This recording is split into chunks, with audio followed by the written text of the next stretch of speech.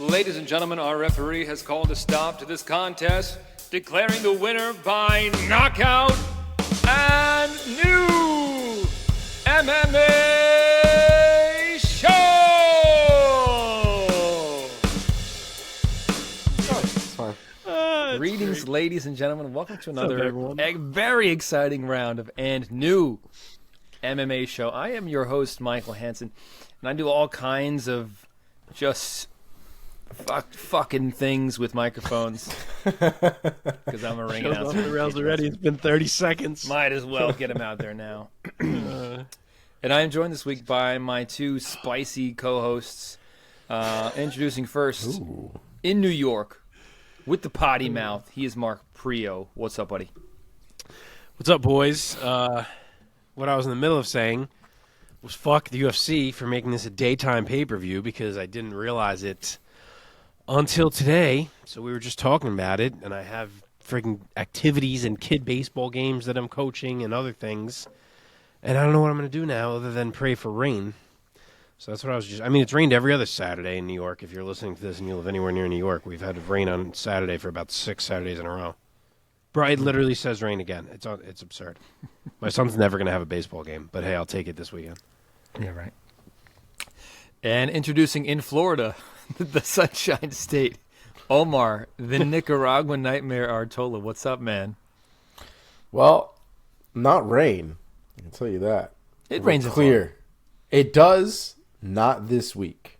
All clear skies. And we've kind of gotten down to some sweater weather now at the end of the evening, so it's kind of nice outside. Windows have been open. Haven't used the AC in like 3 days. It's been fantastic. It's been beautiful. That's nice. Yeah. Nice. Well, the temperature is dropping here in Michigan, and it doesn't feel good. I'll say that. It's just cold now. It goes from hot to cold here in Michigan. I discovered something. I went to my doctor the other day because I don't think if I told you guys this, but for the past like 2 weeks, I've just had this like nagging like fatigue and like achy soreness, like almost like flu symptoms, but not quite. And I would like, I eventually was just like constantly taking like NyQuil and Dayquil and ibuprofen, thinking that's going to help.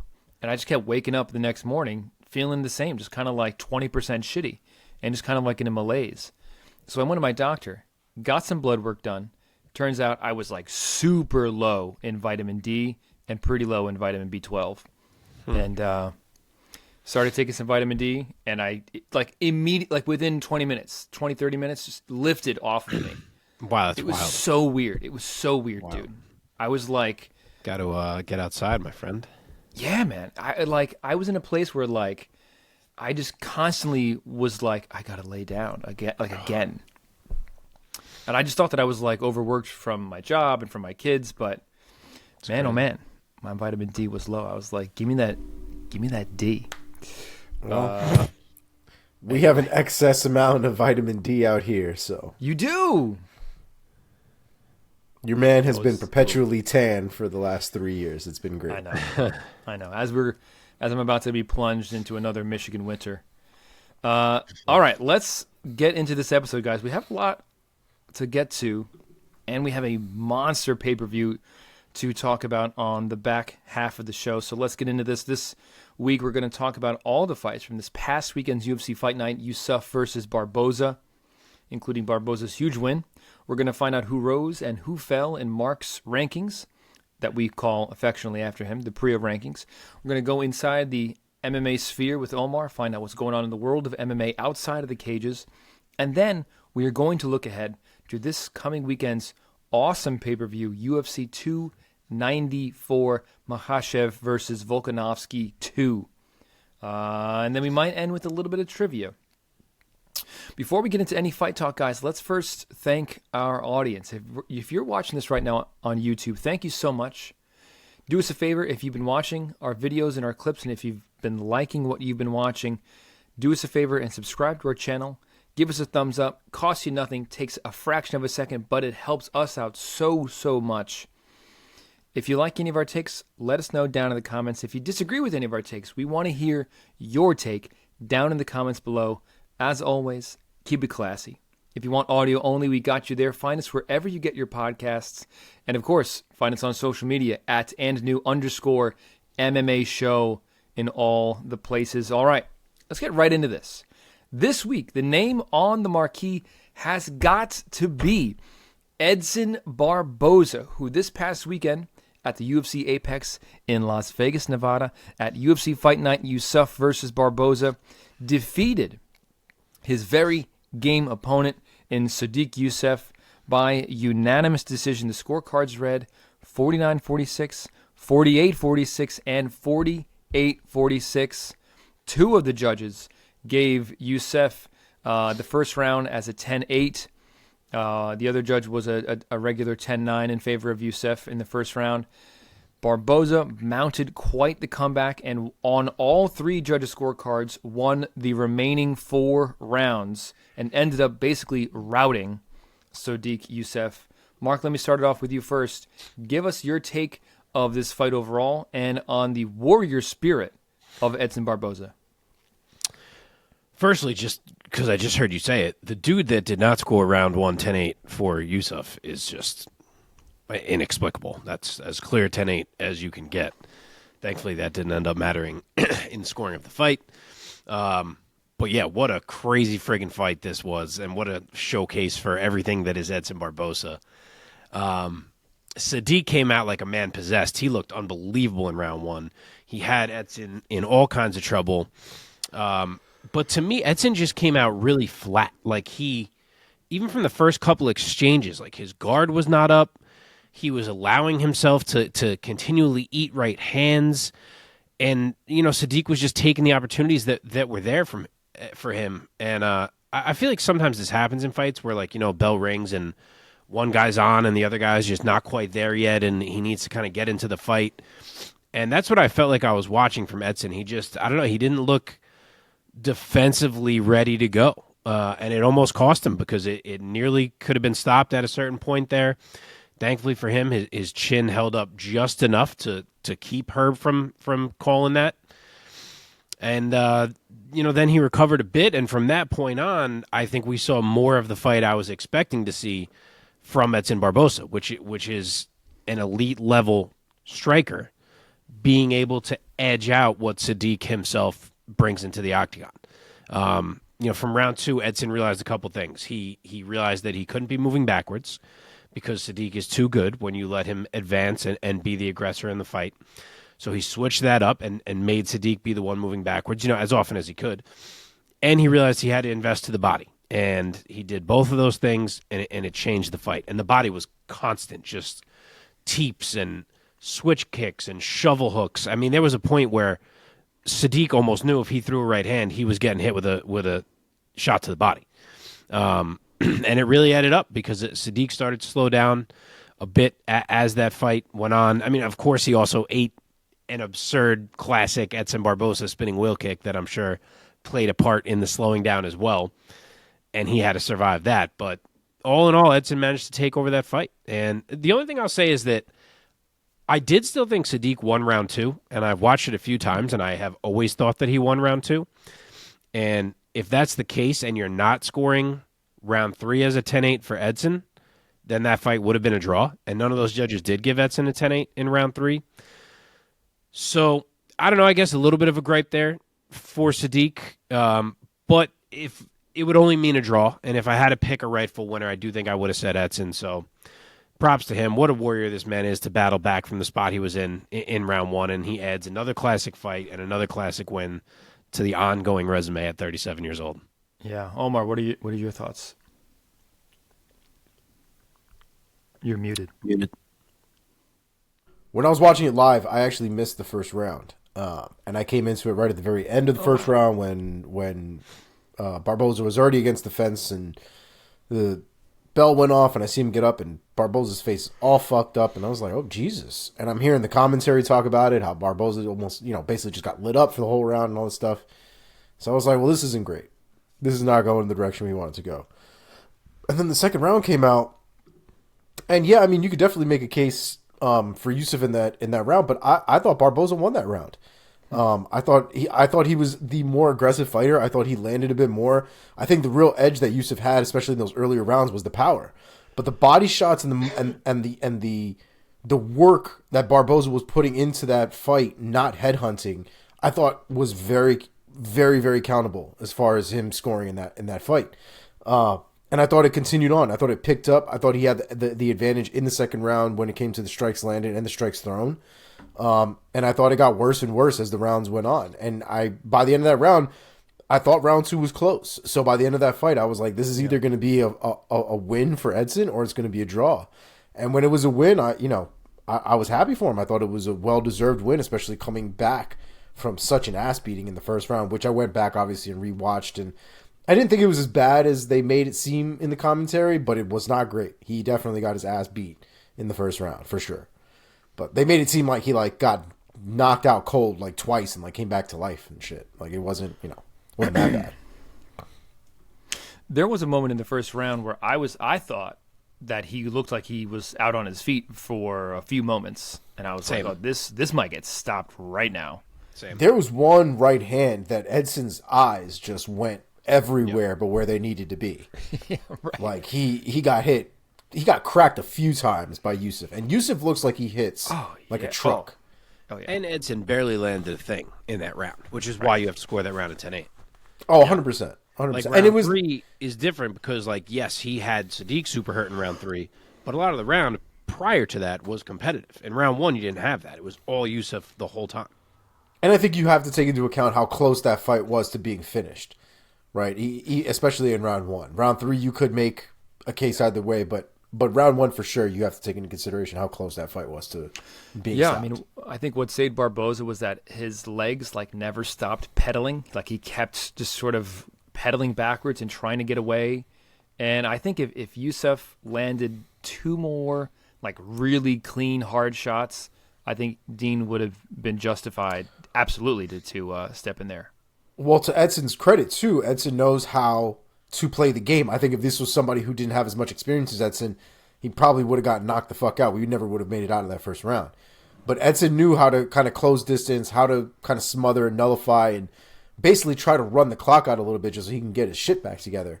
I thought he did a good job at it too, because that was something that you have, when you watch things like that, you have to know that that's from experience. That's not something that you just can do or know how to do. Yeah, I didn't think that Sodiq did a bad job either. He said in the post-fight that he wishes he would have been a little more poised and picked his shots better. But I thought he did. I'm not sure there's a lot he could have changed there. He didn't rush it. He was picking his shots. Edson just did really well to survive those moments. Sometimes you're not going to get the guy out of there. Yeah. It makes you wonder, too, how much of his cardio was compromised from round 1, because he didn't seem like he was going crazy in round 1. We've seen guys really lose their shit off of a rock and really, gas themselves out. But he got significantly slower as the rounds went on. The body shots definitely had something to do with it, but round 1 seemed to be definitely his best round, obviously. Yeah. I think Edson making him back up changed a lot. And it was how many body shots did they say it was? I forget now. It was some absurd number. Dude, I don't know, man. And they didn't even look. The real issue with those body shots is they don't really look that bad, and they don't feel that bad when you're getting hit with them. But when you getting hit with one is not that serious. Getting hit with one every other 30 seconds sucks, and it adds up. You know what I mean? And your body doesn't get any stronger as you're getting hit by them at that point. So it tears into you, man. It really does. I will say though, it never seemed like throughout that whole fight. Correct me if I'm not recalling something. I remember thinking, man, Yusuff is just eating all of these body shots, and not maybe he has a great poker face, or no, that's got to be great midsection conditioning. I mean, it's probably a little bit of both, but like I said, at the end of the day, with as many as he got hit with, there's no way he wasn't feeling it. But he had a great poker face. I mean, nothing looked like it fazed him at all. Nothing. Yeah. He could take a shot, man. He could take a shot. Yeah. He took that spinning wheel kick. How about that spinning wheel kick, Omar? He had more balance than Kevin Lee did when he got smashed with that shit. Yeah, man. Yeah. Dude, I was rooting so hard for Barboza, I must admit. And I kind of wanted to get that finish in that moment. I was like, oh my God, he did it. He got another Dude, one. if he did it with another one, that would have been nuts. But he was just too gassed. He just like kind of swarmed him, then he kind of fell on top of him, and then he suddenly is going for like a Darce, and the whole world is like, no. He went for a couple different chokes and was never close, and it was just like too much time passed where Sodiq got to get his shit together. Right.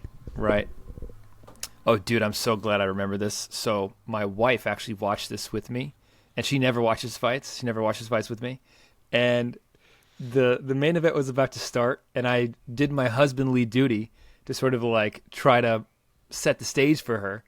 So Barboza is walking out, and I'm like, oh, I love this guy. And I go, he's a veteran, he's a this, he's a that. And she goes, so he's not afraid to kill. And I was like, what? She goes, he's a veteran. I was like, you think he's like an army veteran? No. That's incredible. I was crying. It's pretty good. Yeah. By the way, we all picked Edson, and he was the betting underdog, so props to us. Hey. What a great fight. We definitely fucked up some other pick, though. All of us. And I can't remember off the top of my head which one it was. It was Yanez, man. Oh, yeah. Yeah, we'll get there. Yeah, we'll get there. Let's talk about now where these two featherweights go from here. Let's talk about the winner, Edson Barboza, man. Mark, what do you think is next for him? I think there are two different routes you can take with Edson Barboza at this point. The first one, the more realistic one, is a returning Calvin Kattar. I think that's a surefire war. I think they're at similar spots. A lot of the other guys around them are booked already. I think that makes sense. Another option that I have heard Edson mention, at least one of these guys, and I don't hate, is to reward him with a main event type of fight after the career he's had and the win that he just pulled off, and give him either Max Holloway or Yair Rodriguez. I know Max may end up fighting Topuria, but Max or Yair, he's never fought either one of them, and either one of them would be absolutely awesome. Max is the name he keeps mentioning, by the way, but Yair would be equally cool. That would be great.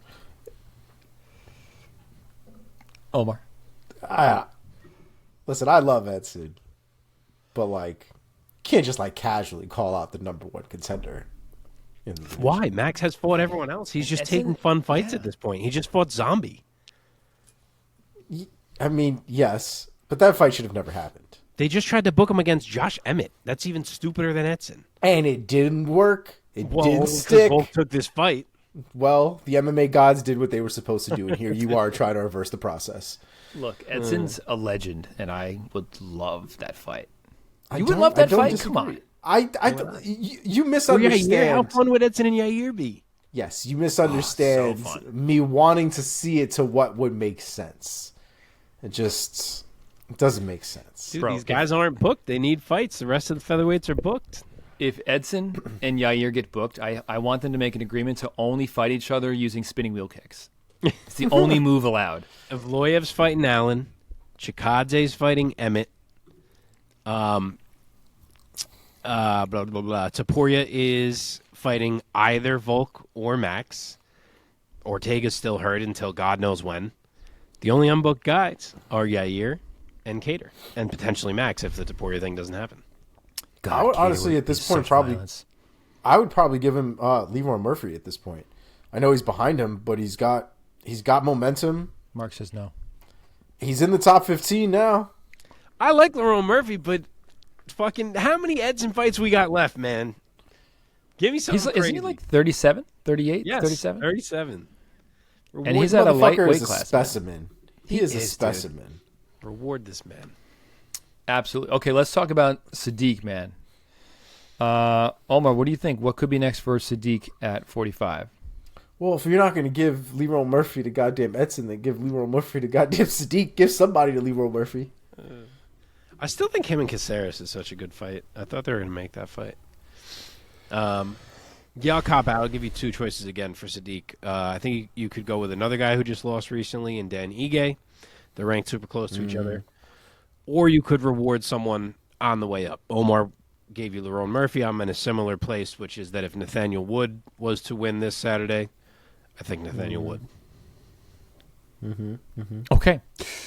In the interest of time, since we have a big pay-per-view to cover later on, let's move on. Congrats to Edson, man.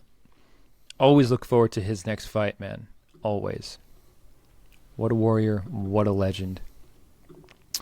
Okay, in the co-main event of this UFC Fight Night, in the women's flyweight division, Viviane Araujo gets arguably the biggest win of her career over Jennifer Maia.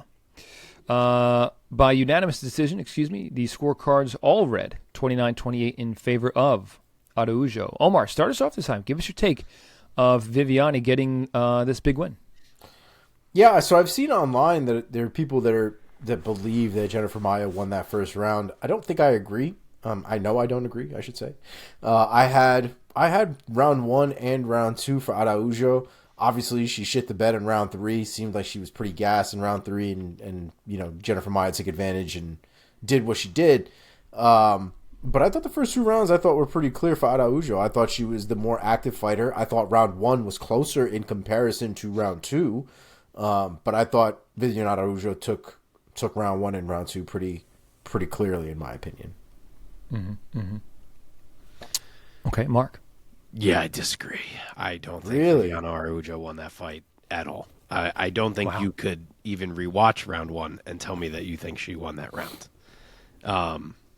The rest of the fight's clear, as you said. Viviane gets a great takedown in round 2. She takes Maia's back. Maia can never shake her. Obviously, that's Araujo's round. Round 3, Maia finally ups the aggression on the feet, gets some takedowns of her own. You wonder what could happen if she fought that way the whole time, but she didn't. And she took that round without much question. So it came down to round 1, and yeah, Araujo had like a couple nice flush shots, but she lost the 5 minutes. Like, you can't just ignore all the work that happens in the round because you saw a couple shots that made you go, ooh. Like, I don't know. I don't like it. I'm shocked that not one of those judges could see that Maia won the first round. All 3 of them gave it to Araujo. So, I don't know. I tried to rewatch it a couple times. Every time I didn't understand it. Maybe it's me. I thought Maia won. It was a good fight, though. I'd watch those girls again tomorrow. It was very closely matched. They both pushed the whole way through. And Araujo gets probably her biggest name win thus far in the UFC. Omar, let's start with the winner here, Viviane Araujo. What would you like to see her next opponent be at women's flyweight? Women's flyweight at this point is also another one that is kind of ridiculous right now. The other thing, too, is Viviane Araujo has fought a lot of women kind of in this area already, win or lose for that matter. Somehow she has not fought Maycee Barber, which I think is fucking crazy at this point. So maybe we're at that point where Maycee Barber and Araujo need to fight. Okay, Mark. I just looked. I guess I'm not alone. 76% of MMA decisions had it for Maia. I was gonna tell you that. Yeah. More experts scored it for Araujo. I wonder if it's a live versus rewatch thing, and that obviously the experts are scoring it live. They're entering their scores online, and they're getting recorded as the fight's happening. But for the public to all score it like that, I wonder if it's that, because I watched it, I didn't see it live. So I wonder if it's a difference in that you realize those big shots didn't matter as much when you're watching it back. Yeah. Anyway, I will go with an opponent that I feel like I don't hear anyone else really mentioning, and maybe that's because the UFC has Taila Santos ranked so high compared to where I have her. But I think her against Viviane would be a really fun, competitive fight in all areas. Ooh, I like it. I like it a lot. What about Miss Maia? Mark, staying with you. So she has never fought Lauren Murphy. Feels like we should have seen that by now. They're both vets. They've both been around the block and fought everyone. So that's where I'll go. Omar? Damn, I don't hate that, actually. I think the only other direction that I would go at this point is probably somebody like Tracy Cortez. Tracy's on her way up. Jennifer Maia Nice slowly on her way down with this recent loss. And I think meeting in the middle probably is not going to hurt. Well, it might, I guess, a little bit. I don't mind that either at all. Not at all. Not at all. All right, cool. Let's move on. Moving on down to the men's bantamweight division, and this one was tough to watch on a couple of levels, gentlemen. Jonathan Martinez defeats Adrian Yanez, by TKO via the leg kicks. The official time came at 2:26 of the second round. Mark, what are your thoughts? Jonathan Martinez is an impossible fighter to evaluate. Like, it's just not normal what he brings. Like, it's as if he literally gets to carry a bat in there with him in the form of that left kick. So, like, can he do that to top bantamweights? Maybe. Can he do that to John Jones? Maybe. Like, it's that fucking frightening. I don't know what to make of it. Like, he just kicks whoever the fuck he wants, and they fold into pieces. Yeah. So, I mean, obviously I'm not serious with the John Jones thing, but, like, what is the ceiling on this one single weapon that this man brings into the cage?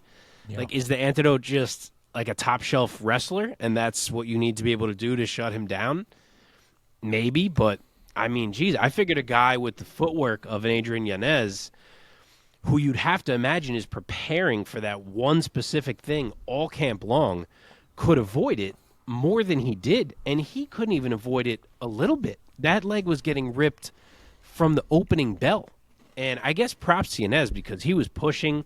His hands still did look crispy. He landed a few nice shots. He was obviously trying to get inside and find one that could change the fight, but it wasn't going to happen on this night, man. This night was all Jonathan Martinez, and whatever his ceiling may be, it's time to start taking this dude very seriously. Omar, as the guy on this show who knows a thing or two about Muay Thai, as a layman, I'm like, isn't he supposed to check those kicks? Talk to me. You ain't fucking wrong, Mike. You ain't wrong. Look, the reality is checking kicks. The same thing happened to Cub, though, and Cub's as veteran as it gets. But here's the thing, too, right? Checking kicks hurts. It hurts everybody. Everybody gets hurt. It's not like you feel nothing, right?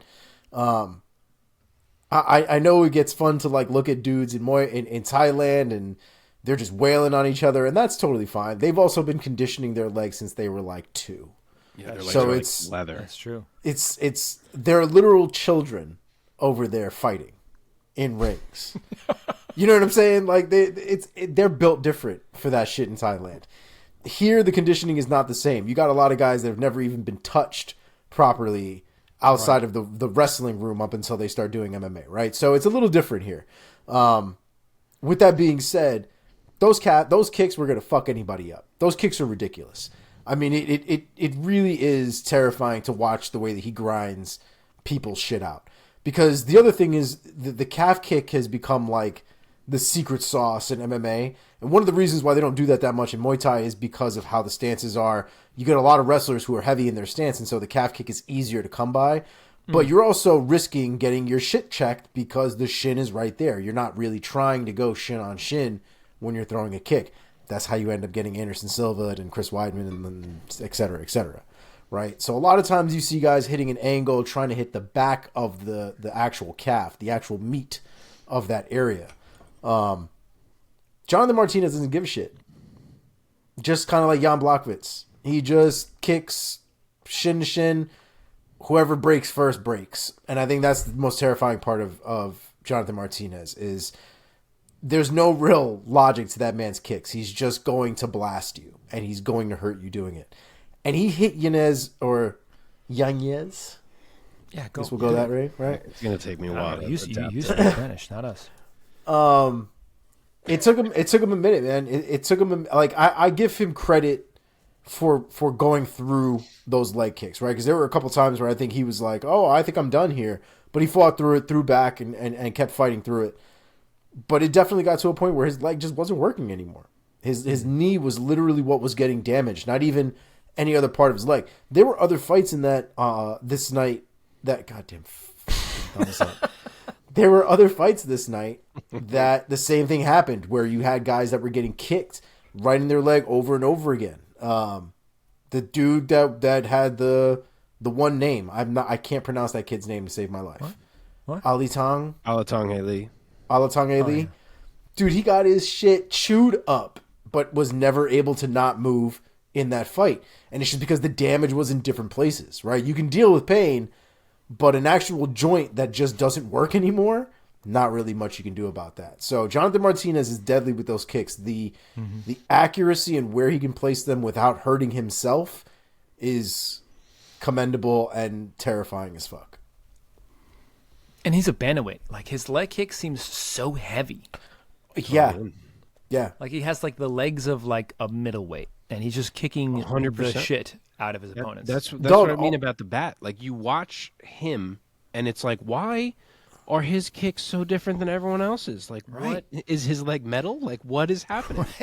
Dog, anybody with really good kicks will generally have a lot of power in their thighs and in their hips. Like, that's where all of that shit is generated from.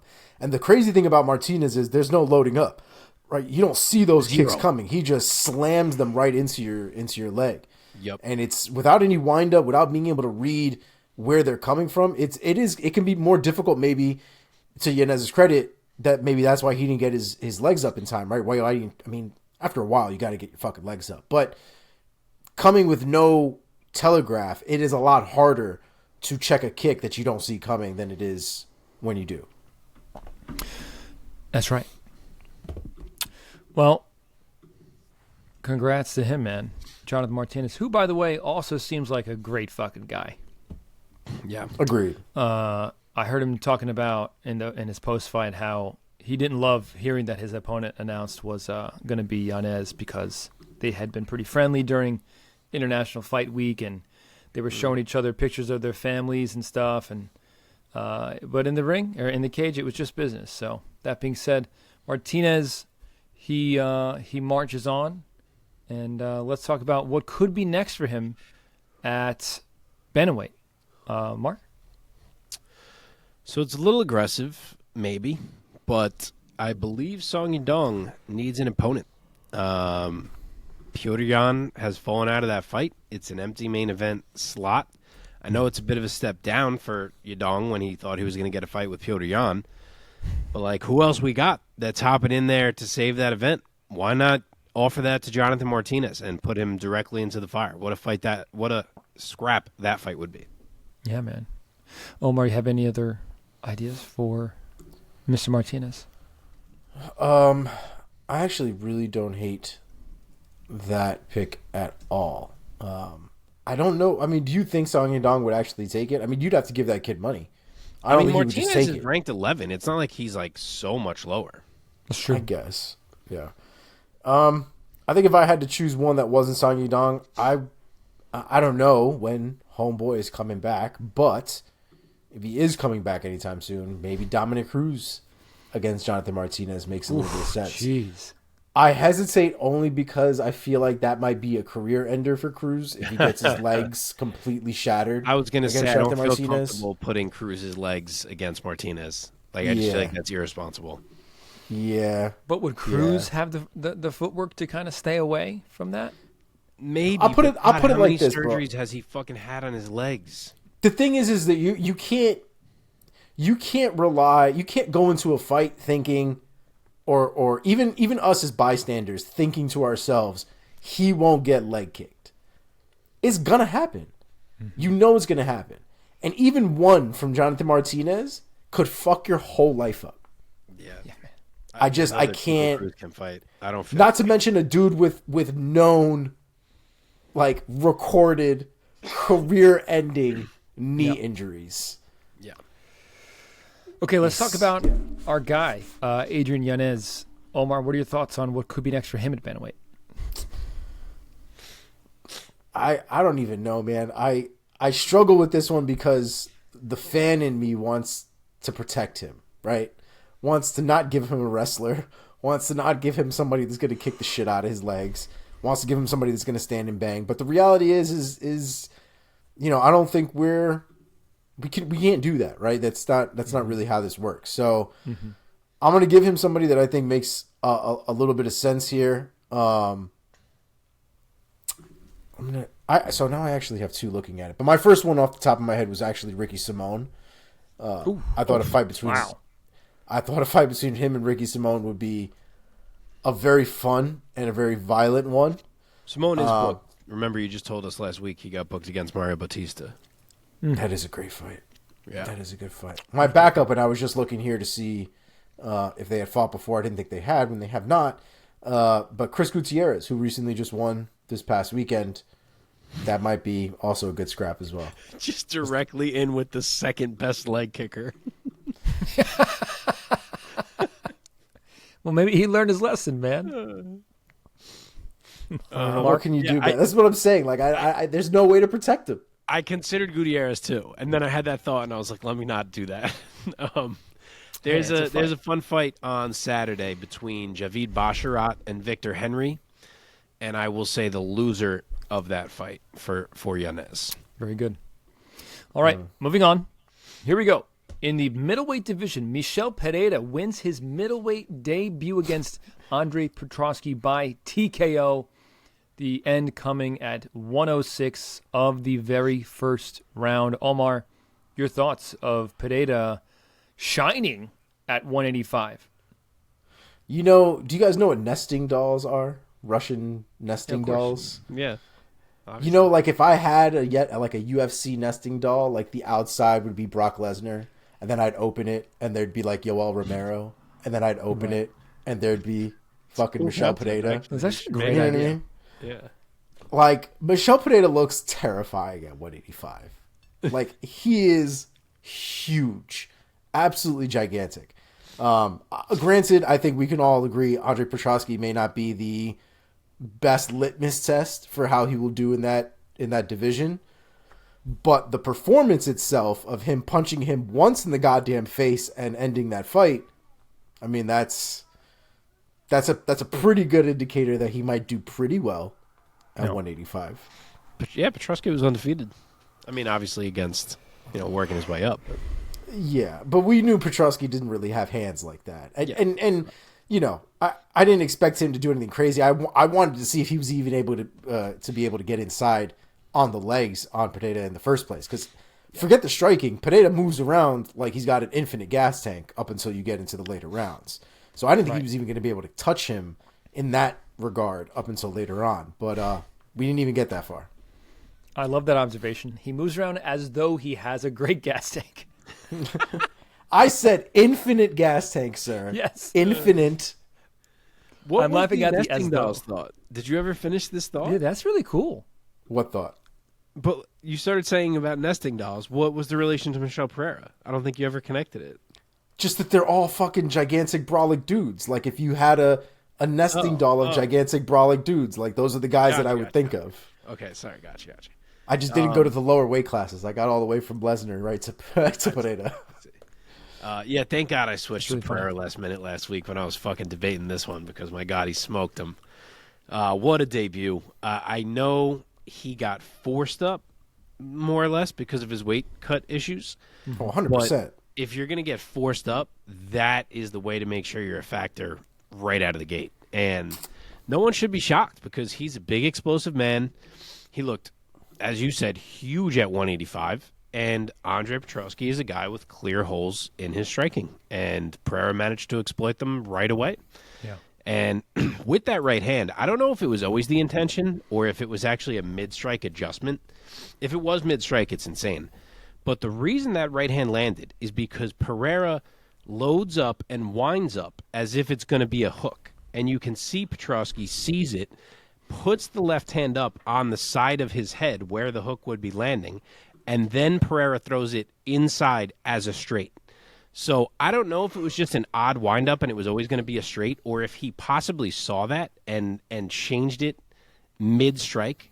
But either way, that's a beautiful shot, and you got to give him credit for dealing with losing the Wonder Boy fight, which was obviously a huge fight for him, being forced to move up a weight class, dealing with a late opponent change, and then coming through the way that he came through. Amen.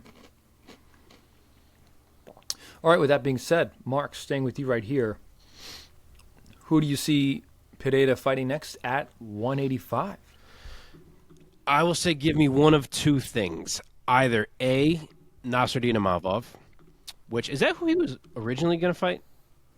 Now I'm blanking. I don't know. It might have been. I don't either, actually. Um, It sounds familiar, but I don't know. So either that or the winner of Chris Curtis and Marc-Andre Barriault. More so because I was envisioning Curtis, but even if Barriault somehow won that fight and shot himself up the rankings, he is a gas tank guy, so it would still be a test for Pereira. It would be. It would be. Omar, any other thoughts? Did you say where Pereira entered your rankings? Because I'm assuming he's got to be in the I did like not. early 20s, late teens. I believe he's one of my notes in the Priaulx rankings, but I'll say it now if you wish. Why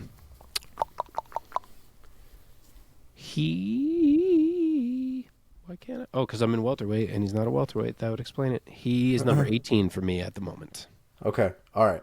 So I think we should go with the loser of the Cal Borralho and Abus Supian Magomedov fight. Okay. You guys have anything to say about Petroski? You want to move on to C-Rod and Saaiman? I had some. Oh yeah, I know who I had. Give me Hobocop. Oh, baby. I think maybe I will go Michel Oleksiejczuk. I think I'll go in that direction. Nice. Okay. Last one before we hop into the lightning round. Christian Rodriguez defeats another rising prospect in Cameron Saaiman. The scores read after 3 rounds. 30-27, 30-27, and a 29-28. All 3 in favor for the winner, Christian C-Rod Rodriguez. Omar, start this one off. Give us your take of C-Rod getting another scalp of a young up-and-coming guy. The fight was fun. I enjoyed the technique in that fight. It was a nice stand-up fight, especially coming from, watching Chris Rodriguez work with Raul Rosas Jr. on the ground and doing what he was able to do from the ground, and now seeing him against Saaiman and being able to stand up with Saaiman. I think it's a good testament to his game and how well-rounded he is. But we have to mention that he was crazily out of weight in this fight. He missed weight, I believe, by like 4 pounds or something like that. I think he gave up at some point. It's He not stopped great. cutting at some point. It's not great because it's happened against Raul as well. So it's it did? twice in forgot. it's twice in a row now that he's missed weight.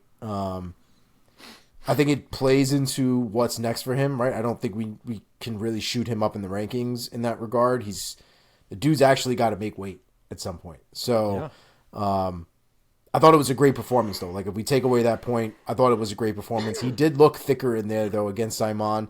Saaiman's a little bit taller than him, but it did seem that there was a pretty good size differential in their body types there. But I did think that the rightful winner of that fight was Christian Rodriguez. I thought the striking was just a little bit more on point. I thought his power was a little bit more damaging throughout that fight. And I thought Saaiman had moments in there for sure. I thought the kicks, I think, were working the best for him throughout that fight.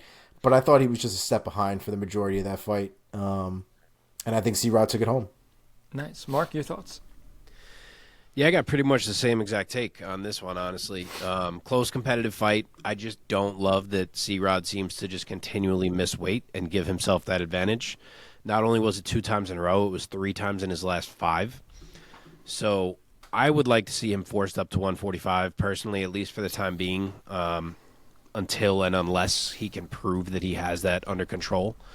Thankfully, I was all ready to bet on Saaiman. I actually loved him in this fight, which I guess I was somewhat wrong about. But once I saw C-Rod missed weight, I never placed those bets. So that was a good thing. But yeah, as much as he did win this fight, it was really competitive throughout.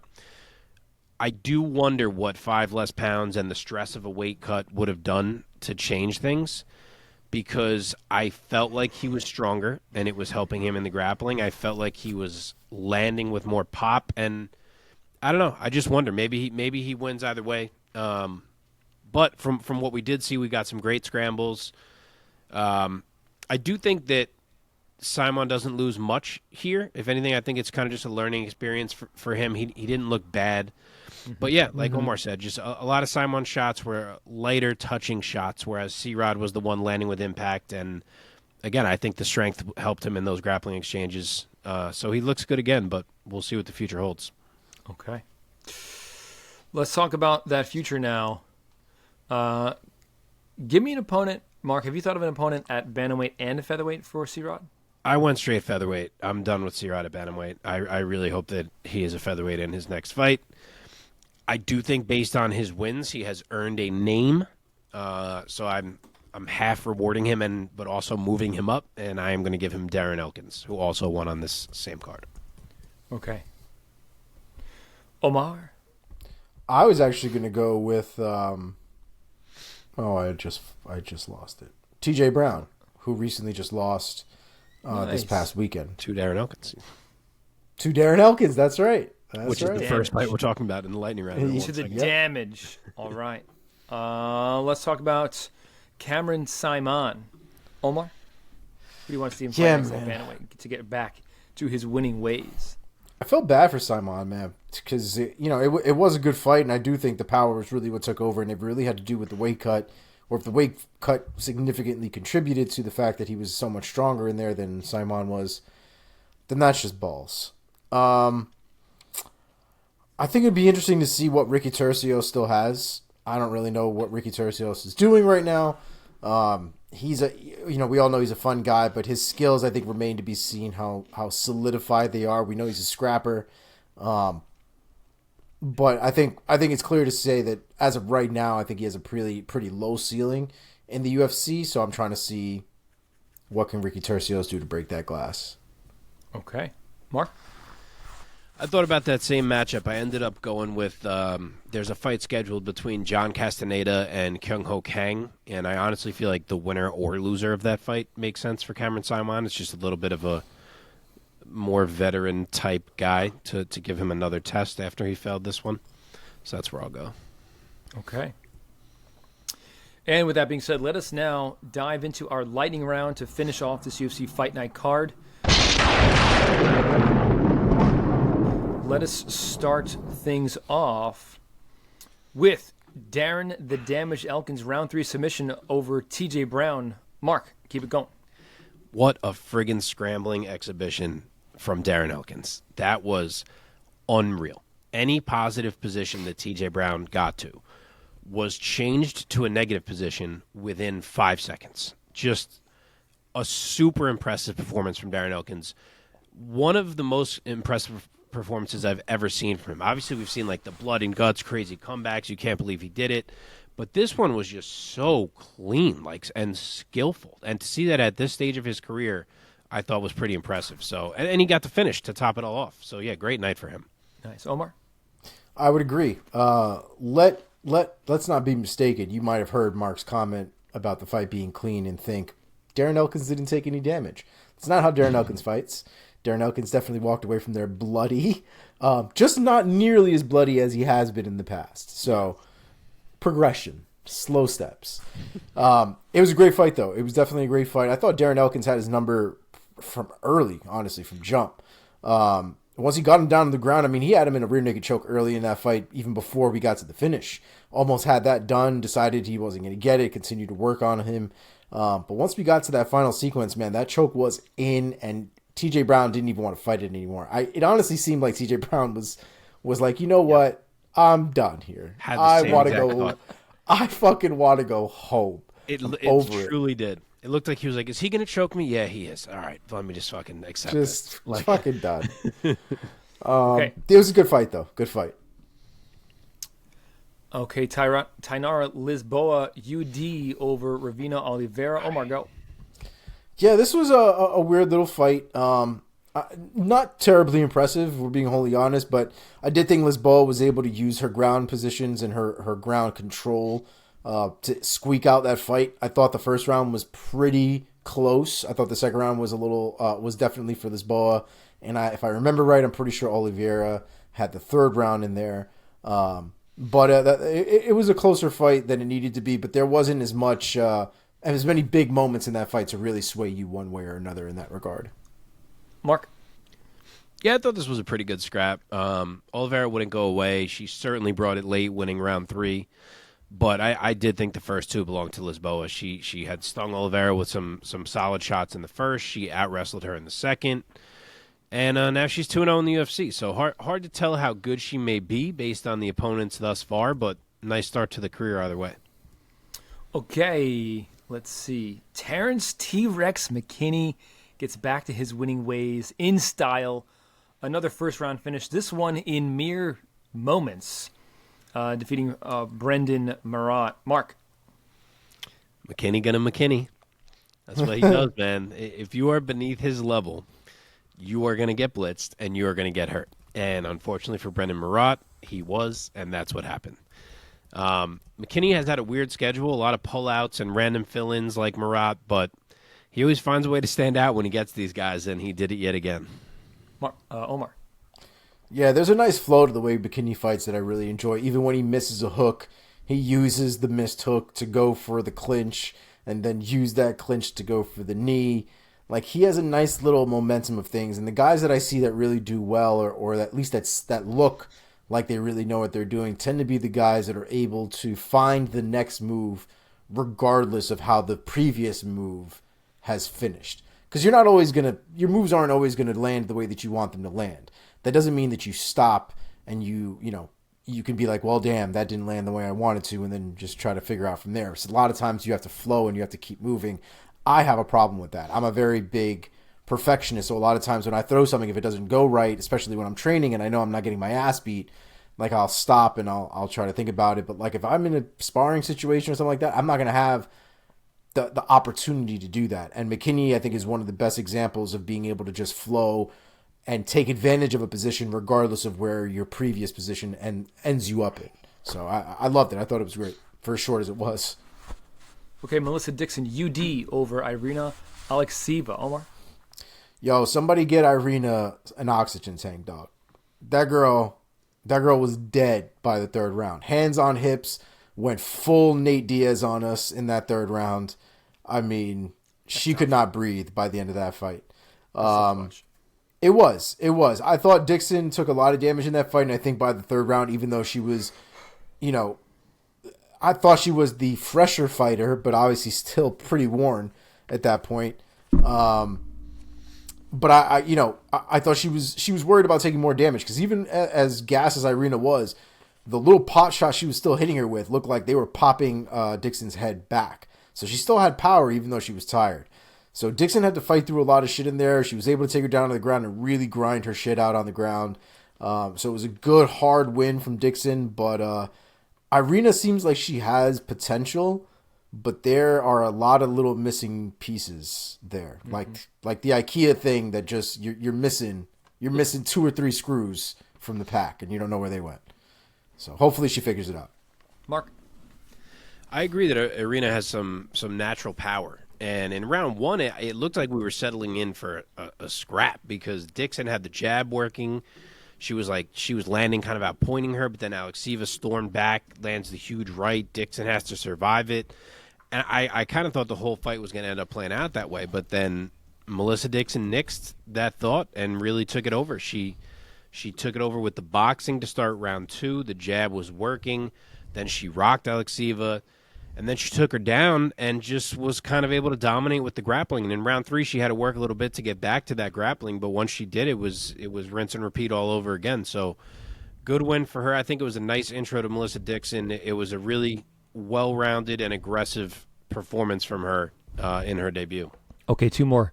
Here we go. Chris Gutierrez, UD over Alateng Gili. I hope I'm not butchering that too much. Mark? Alateng Haley. Alateng Haley, excuse me. As it turns out, it was butchered quite nicely. Another fight where the kicks were the story, and he is a training partner and close friend of Jonathan Martinez, so it makes sense. This is what these boys do. But this one was all Chris Gutierrez. He was too fast, too calm, poised, and as explosive as Alateng is, and he was pushing the whole fight. Yeah. He just was getting picked apart, and Gutierrez was able to dictate the distance really perfectly and got it done. So a nice bounce back for him after the Munoz loss, and we'll see where he can take it from here. Omar. Yeah, Gutierrez is another one just like Jonathan Martinez that doesn't telegraph where his kicks go.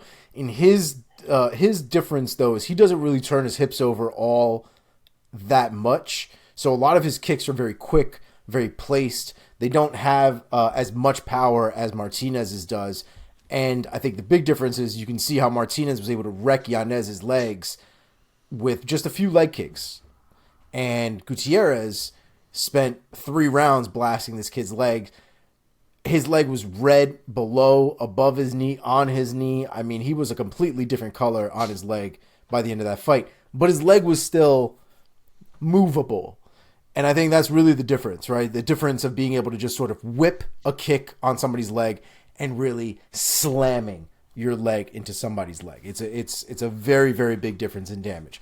All that being said, Gutierrez, I thought, did manage the distance perfectly with his legs and really came out on top in a really nice performance. Okay, last one. Emily Ducote, UD over Ashley Yoder. Omar. I thought Ducote, I thought Ducote did a really good job here. I don't know if I really felt like she won this fight. If I'm being wholly honest, I thought Yoder was the one who ended up getting 2 out of the 3 rounds. I guess I'd have to go back and rewatch it, but I do remember it being a good scrap, especially for the beginning of the fight, or beginning of the night, I should say. It was a good scrap, but I can't remember if I thought Ducote won that fight. I don't think I did. Mark, take us home. I honestly didn't remember feeling very unsure of it. I'd never watched it back, but I did think that round 1 was pretty competitive early, but then I thought it just swung more and more in Ducote's favor as the fight went on. So I thought she definitely got 2 and 3. The read she was able to make, the way she was able to negate Yoder's reach as the fight went on, she was landing to different levels. I thought she pulled away, and she managed to put 2 nasty gashes in Yoder's head with just punches, which you don't see every day. It wasn't even elbows, just punches, cut her head up bad.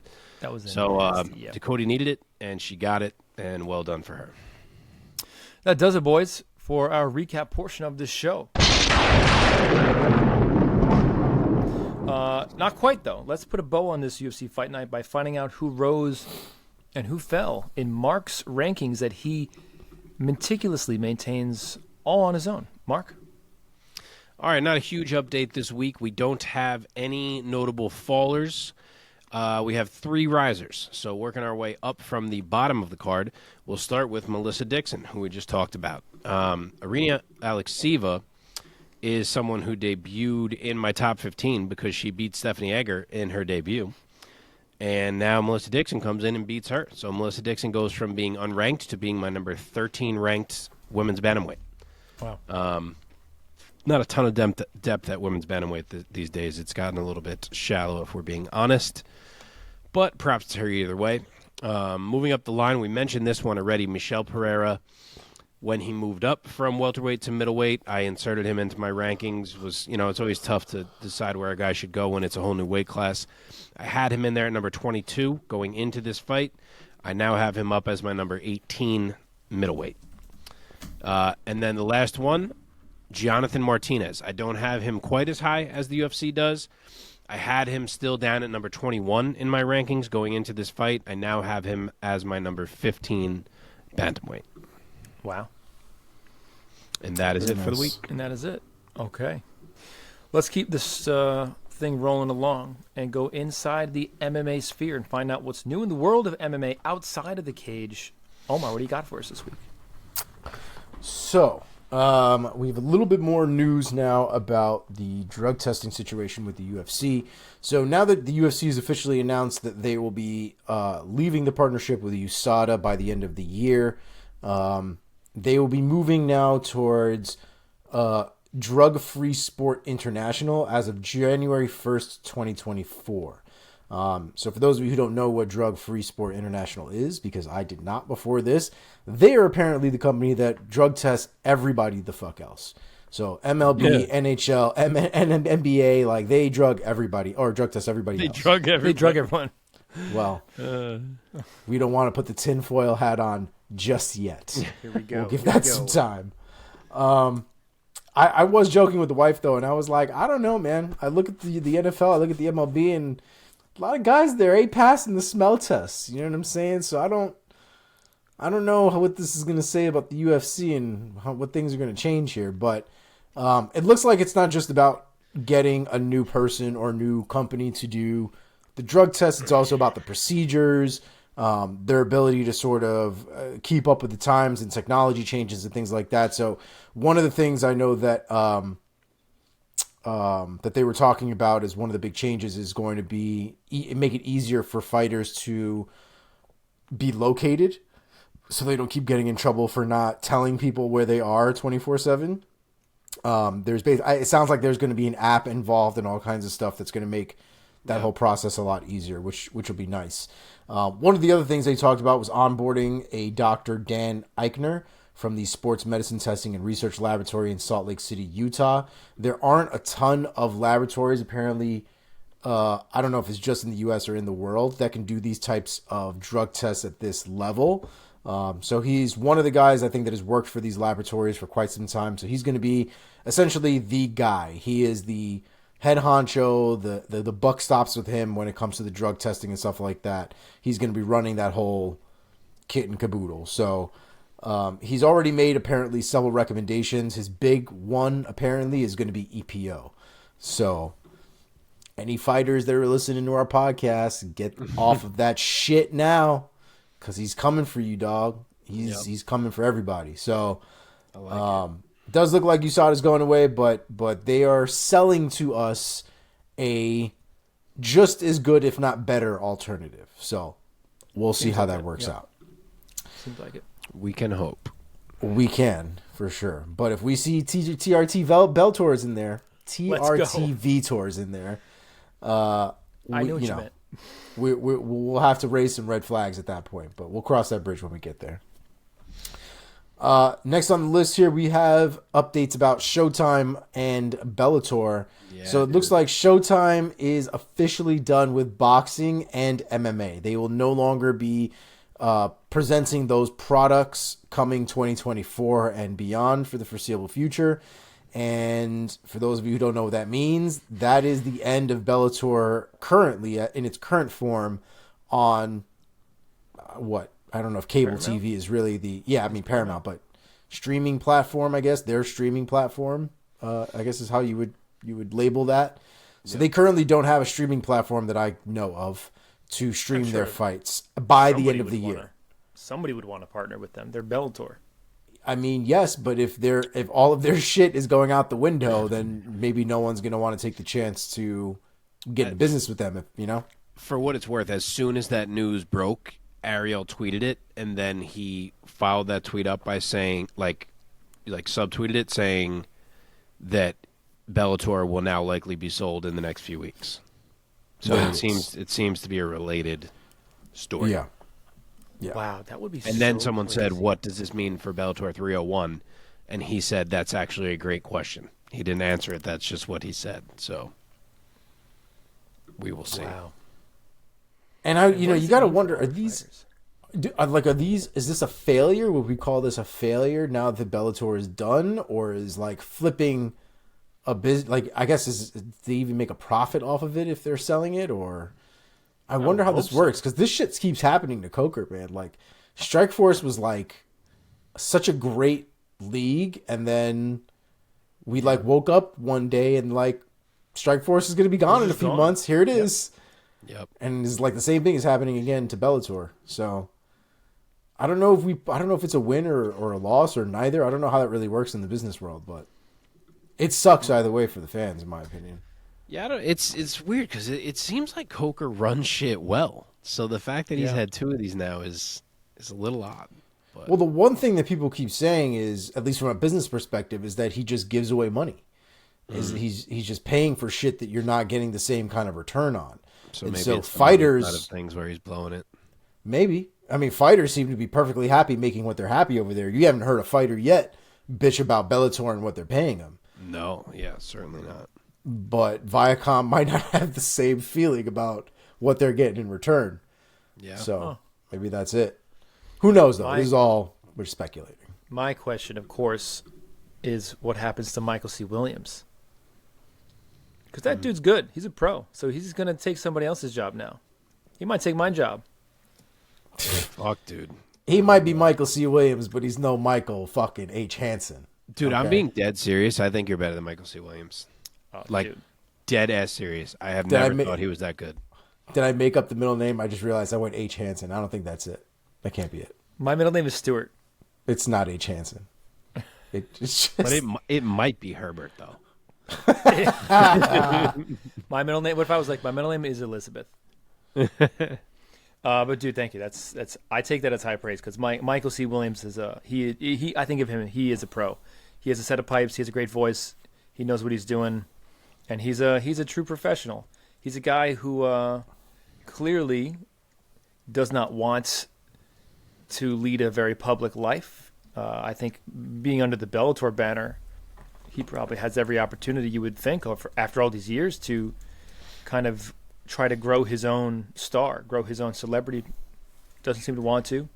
Shows up, same black. He's never worn a tux. Black suit, black button-up shirt, no tie. Good-looking guy. Great voice. Does his thing. Goes home. So props to him. And he might be on the verge of having however many. What does Bellator do? 20 gigs a year. He's about to have that shit dry up. So my heart goes out to him in all seriousness. That's got to be rough. Yeah, I'm sure people are going to be calling him. Yeah. Hopefully just not your people. Facts. Yeah.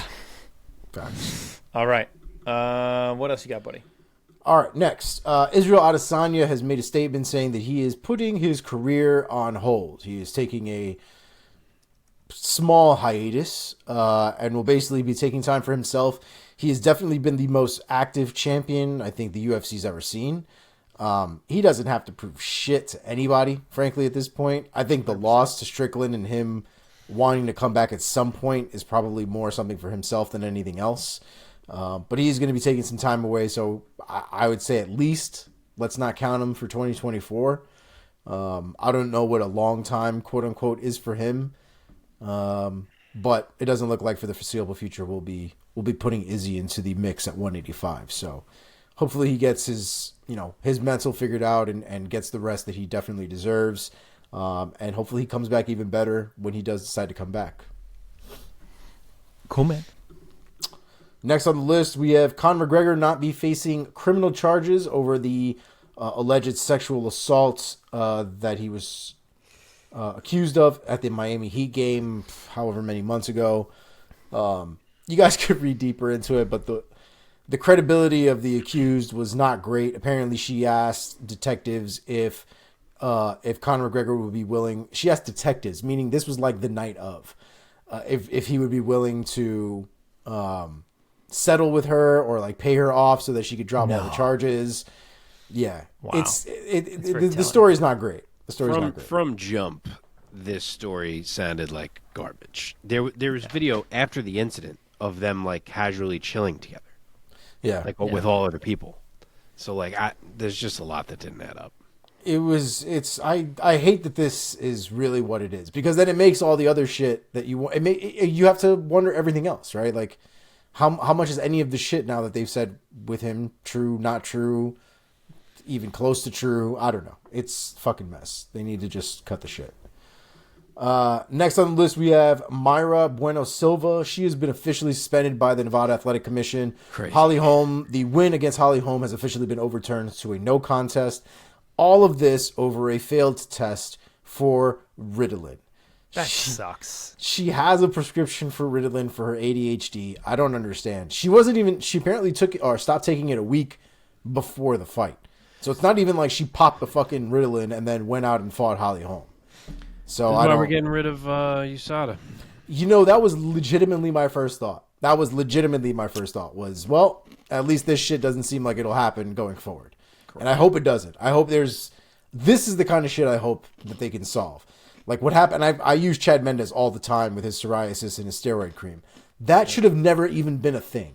We should have never even acknowledged that as an issue. And now there are many people who, when they hear Chad Mendes' name, they say, "Oh yeah, that dude cheated." That's terrible. That's what's in their head about Chad Mendes, because they don't, they didn't follow up the story and they don't know the real story. Like you can't playing around with that shit. It's bad. It's bad. Yeah, but did you see Chad Menez at bare knuckle? Come on. Now I ain't fucking. But I think he'd tell you that now. They ain't testing him bare knuckle. Yeah. Gordon Ryan is like the new fucking poster boy God, for dude. fucking Jesus steroids and Christ. peptides and He's all like, do it. all the new exciting shit that you want to take to make your body look like fucking Yoel Romero. Go to Gordon Ryan. He's got all of that shit for you. Yeah, he's got your hookup. Jesus Christ. He's not even trying to hide it anymore. All right, another failed drug test. We have Walt Harris on this list as well, testing positive for drostanolone. Drostanolone. That is what it is. In a June 24th out of competition drug test prior to his scheduled bout against Josh Parisian on July 15th, which was obviously canceled. Daniel Rodriguez also out for the rest of 2023. D-Rod tested positive for Osterine in an out of competition drug test for his planned September 16th fight against Santiago Ponzinibbio. Obviously, that didn't work out. That was Noche UFC, where Ponzinibbio fought. Who did he fight? That wasn't Holland. That already happened. Who did Morono? No, that was before. No, that happened too. You said Ponzinibbio fought at Noche UFC? He didn't fight at Noche UFC. Oh, they must have canceled it then. Oh, okay. Yeah. Okay. They were supposed to reschedule it, but they never did, and they just canceled the fight. My bad. So that's why that happened. So D-Rod out for the rest of 2023. Next on my list, we have a couple of cuts from the UFC roster, names that I thought you guys might find interesting. Andre Fialho, cut now from the UFC, has been officially removed from the UFC roster. Hannah Goldie, officially removed from the roster. Oh, wow. JP Bays. JP Bays removed from the roster. AJ Fletcher, Camuela Kirk, Carl Deaton. Tucker Lutz and Shane Young all have been removed from the roster within the last week. A lot of these guys have had some rough goes. JP Bays, I don't think he's actually even won a fight in the UFC since his introduction after the Contender Series. I'm actually not surprised by a single name that you just said. Yeah. Like, the Fialho one is I've sad. had moments, like obviously Fialho, but when he Right. lost his last fight, in my head, I was like, that might be it. Yeah. All right, we got a couple of fight announcements, and then we are off to the races for UFC 294. First on the list, we have Nasrat Haqparast versus Jamie Mullarkey. That fight has been added to UFC Shanghai card on December 9th. We have Alonzo Menefield versus Dustin Jacoby. That fight has been added to UFC 296 on December 16th. We have Josh Emmett versus Giga Chikadze, also on December 16th. And Cody Garbrandt versus Brian Kelleher added to that 296 card on December 16th. Am I bugging? Didn't Brian Kelleher have like a broken fucking neck like 3 months ago or something? Wasn't there some crazy shit going on with him? Yeah, you're right. He did say something like that he couldn't fight anymore because he had neck issues. I know the UFC Wasn't figured that it out him? with him. Right? Like he just got surgery on his neck, dude, like this year. I feel like we're right that was Brian Kelleher. That's why. Must be feeling better, I guess. I guess so. Fuck. All right. Next on the list, we have Ketlin Vieira versus Macy Chasson. That has been added to UFC's January 13th event. For those of you wondering, just remember, featherweight is gone. I know it's Ketlin Vieira. I'm sorry. Ketlin Vieira and Macy Chasson. Oh, okay. Because Macy likes to jump. Yeah, She likes to have her moments. Not Ketlin so much. But just remember, once Norma Dumont was done with featherweight, everyone was done with featherweight. So we're done. Chris Curtis versus Marc-Andre Barrio has been added to UFC 297 on January 20th, along with Malcolm Gordon versus Jimmy Flick. And the last fight to note, the most important fight I could explain to you here in the last week that has happened, probably before the end of the year. Maybe not. That might be a little much, but definitely up there at this point. Yeah. Eddie Alvarez versus Mike Perry, BKFC championship. Let's fucking go. That's I an awesome mean, fucking fight. what in what world do we deserve this fight? Yes. This is amazing. It is. It really is. And I don't love the bare knuckle. Granted, I love a Mike Perry fight, and I fucking love an Eddie Alvarez fight. So I will not be missing that one. That is the definition of blood and guts war from both of them. Yep. These two have literally been playing in a sport that didn't always like work with them, but BKFC just somehow feels for both of these guys like they were born for this shit. Born Especially for it. Perry. Especially Perry. Honestly, dude, Alvarez too. You put Alvarez on the boardwalk right now in Jersey, and he will fuck everybody up. You know what I mean? But Like, he's also a wrestler, and he can tap you. for sure. He's more of a mixed martial artist than Mike Perry is, if we're being honest. But It's yes, true. I get your point. That's what I'm saying. 14-year-old Eddie Alvarez was throwing hands, is what I'm saying. Bare knuckle. Oh, for sure. For sure. I'm looking up the reaches right now. I'm curious. The height's only 1 inch difference. And they're both at 170, I'm assuming, right? That's got to be a welterweight fight. The reach is only 2 inches difference. So, yeah, 1 inch for Mike in height, 2 inches in reach. And, yeah, it's got to be 170. There's no way Mike's going to 155. And to Mike Perry's credit, he's finally fighting somebody who's his goddamn size. This man has been fighting giants for the last 2 or 3 fights. First, it was Michael Venom Page, who's like 6 whatever. Sure. And then you got Luke Rock. Goddamn fucking... For those of you listening, I'm just getting pop-up bubbles with this camera shit. Anyway, and then you also have Luke Rockhold, who's another 6 whatever the hell that he had to like jump to hit Rockhold in the face. Yep. So this will be, I think, a little bit more even keeled. He might even have a problem with the range because it's like normal now. So you never know. Yeah. But that, ladies and gentlemen, is how we're going to end it. A little BKFC violence to end the year out. And that's all we have for you this week. All right. Let's see how we get through these previews, gentlemen, because it's getting late. Okay. I think we're doing pretty damn well right now. Yeah, pretty good. Pretty good. Nice pace. All right. Very, very exciting stuff. This coming weekend, UFC 294, Makhachev versus Volkanovski 2, going down in it's Saudi Arabia, yeah? It's Yaz Island, you know, Yaz Island. Etihad Arena. Abu Dhabi, excuse me. Abu Dhabi, not Saudi yeah, Arabia. my brain was not working. Abu Dhabi. But they in the did UAE. recently agree to do an event in Saudi Arabia. Sweet. Which maybe that's why that was in your head. Perhaps. Or I'm racist. Excuse me. Right, here we go. Before we talk about these 6 or 7 bouts that we're going to talk about, are there any other fights or fighters that you guys want to quickly spotlight for our viewers? I'll throw a couple out. Omar, you go first if you want. Dog, are they starting this fucking card with Ginger Khabib? They are. Yes. They're out of their fucking minds. Why would you start that there? That seems to be not the way. Again, and then with Bruno Silva, like Bruno Silva ain't nobody. Yeah. That's crazy. Agree. Yeah. He's the curtain jerker, and they're giving him Bruno Silva right out the gate. And he's favored. He's minus 265 over Bruno Silva. And Bruno Silva's no joke.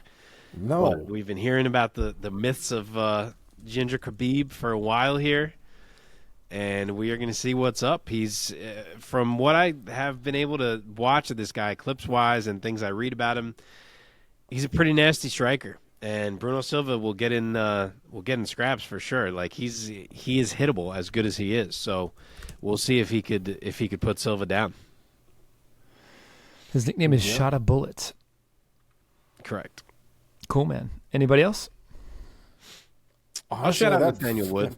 Yeah. I don't know why Nathaniel Wood is fighting Muhammad Naimov, who is 1-0 in the UFC. I thought Nathaniel Wood was like at the point where he was getting a ranked opponent. And instead he gets Muhammad Naimov.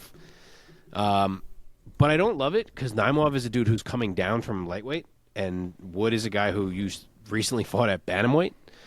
So it feels like a little bit of a risky matchup for Wood when I thought he should be getting rewarded with a big name. So I don't know. I think he can get through it, though. He is like a 3-1 favorite as well. So we will see. But he's definitely a talented guy to keep an eye on these prelims. Anybody else, Omar? No, that's pretty much it, man. Right, the card is let's pretty get much into it. stacked in a good way for us to talk about. Yeah, man, absolutely. Okay, we start things off on the prelims in the bantamweight division. Javid Basharat taking on Victor Henry. Basharat, the Snow Leopard, the 28-year-old out of London, England, undefeated, 14-0, coming off of a unanimous decision victory over Mateus Mendonça, or Mendonce, is it? Yes, Mendonça, yeah. Back in January of this year. Victor Henry is the 36-year-old out of Los Angeles, California, 23-6 as a pro. Most recently, a split decision victory over Tony Gravely. Mark, give us the odds, your take, and your pick. All right. I actually like both of these prelims that we're going to do more than either of the first two fights on the main card. And I really like this one. Odds are wider than I thought they would be. I knew Javid would be the favorite, but he is minus 600. Victor Henry is plus 425. 2 inches of height and 1 inch of reach for Basharat. Like I said, I really like this fight. I'm glad it got rebooked after it fell apart the first time.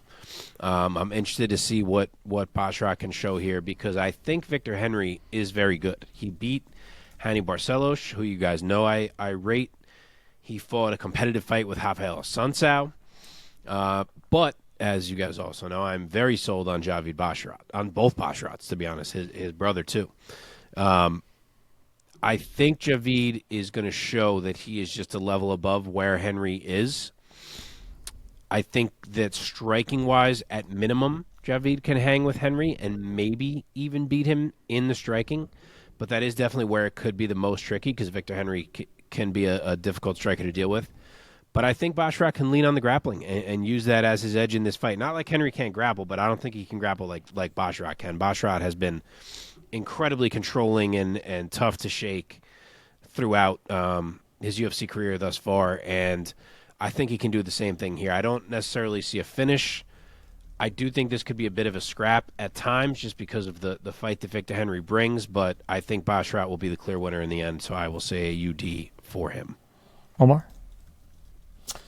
I also like Basharat in this fight. I think it's going to be a close fight, though. I think it's going to be one that goes the distance.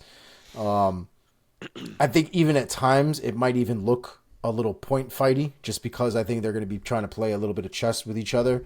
But I do think once he gets into those difficult areas, I do think Basharat will be able to lean on his grappling just like Mark talked about and alluded to. So I'm going to go with Basharat here, but I'm going to do the full decision.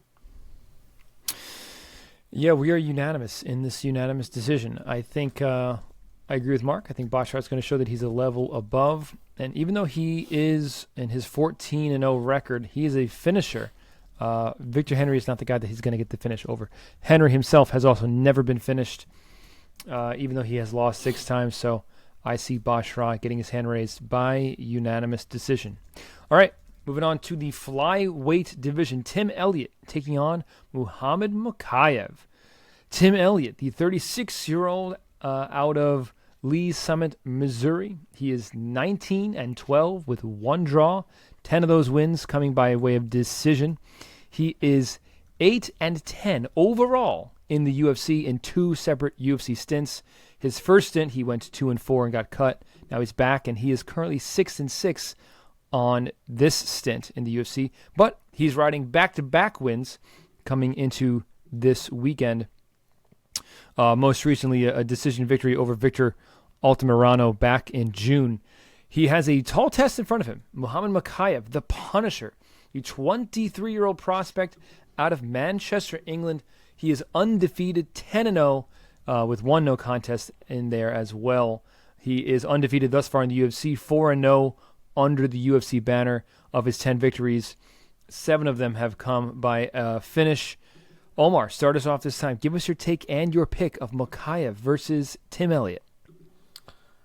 This is such a wild fucking fight. I mean, just thinking about the actual prospect of how this fight can go. I mean, I kind of have this image in my head of if you've ever seen the cartoons when the guys get into a fight and it's just a big dust ball with guys rolling around.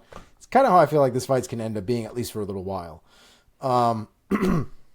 The one thing I think we have to keep in mind is Mokaev is coming off a pretty good injury at this point. So whatever they did to his knee, he said it wasn't that bad.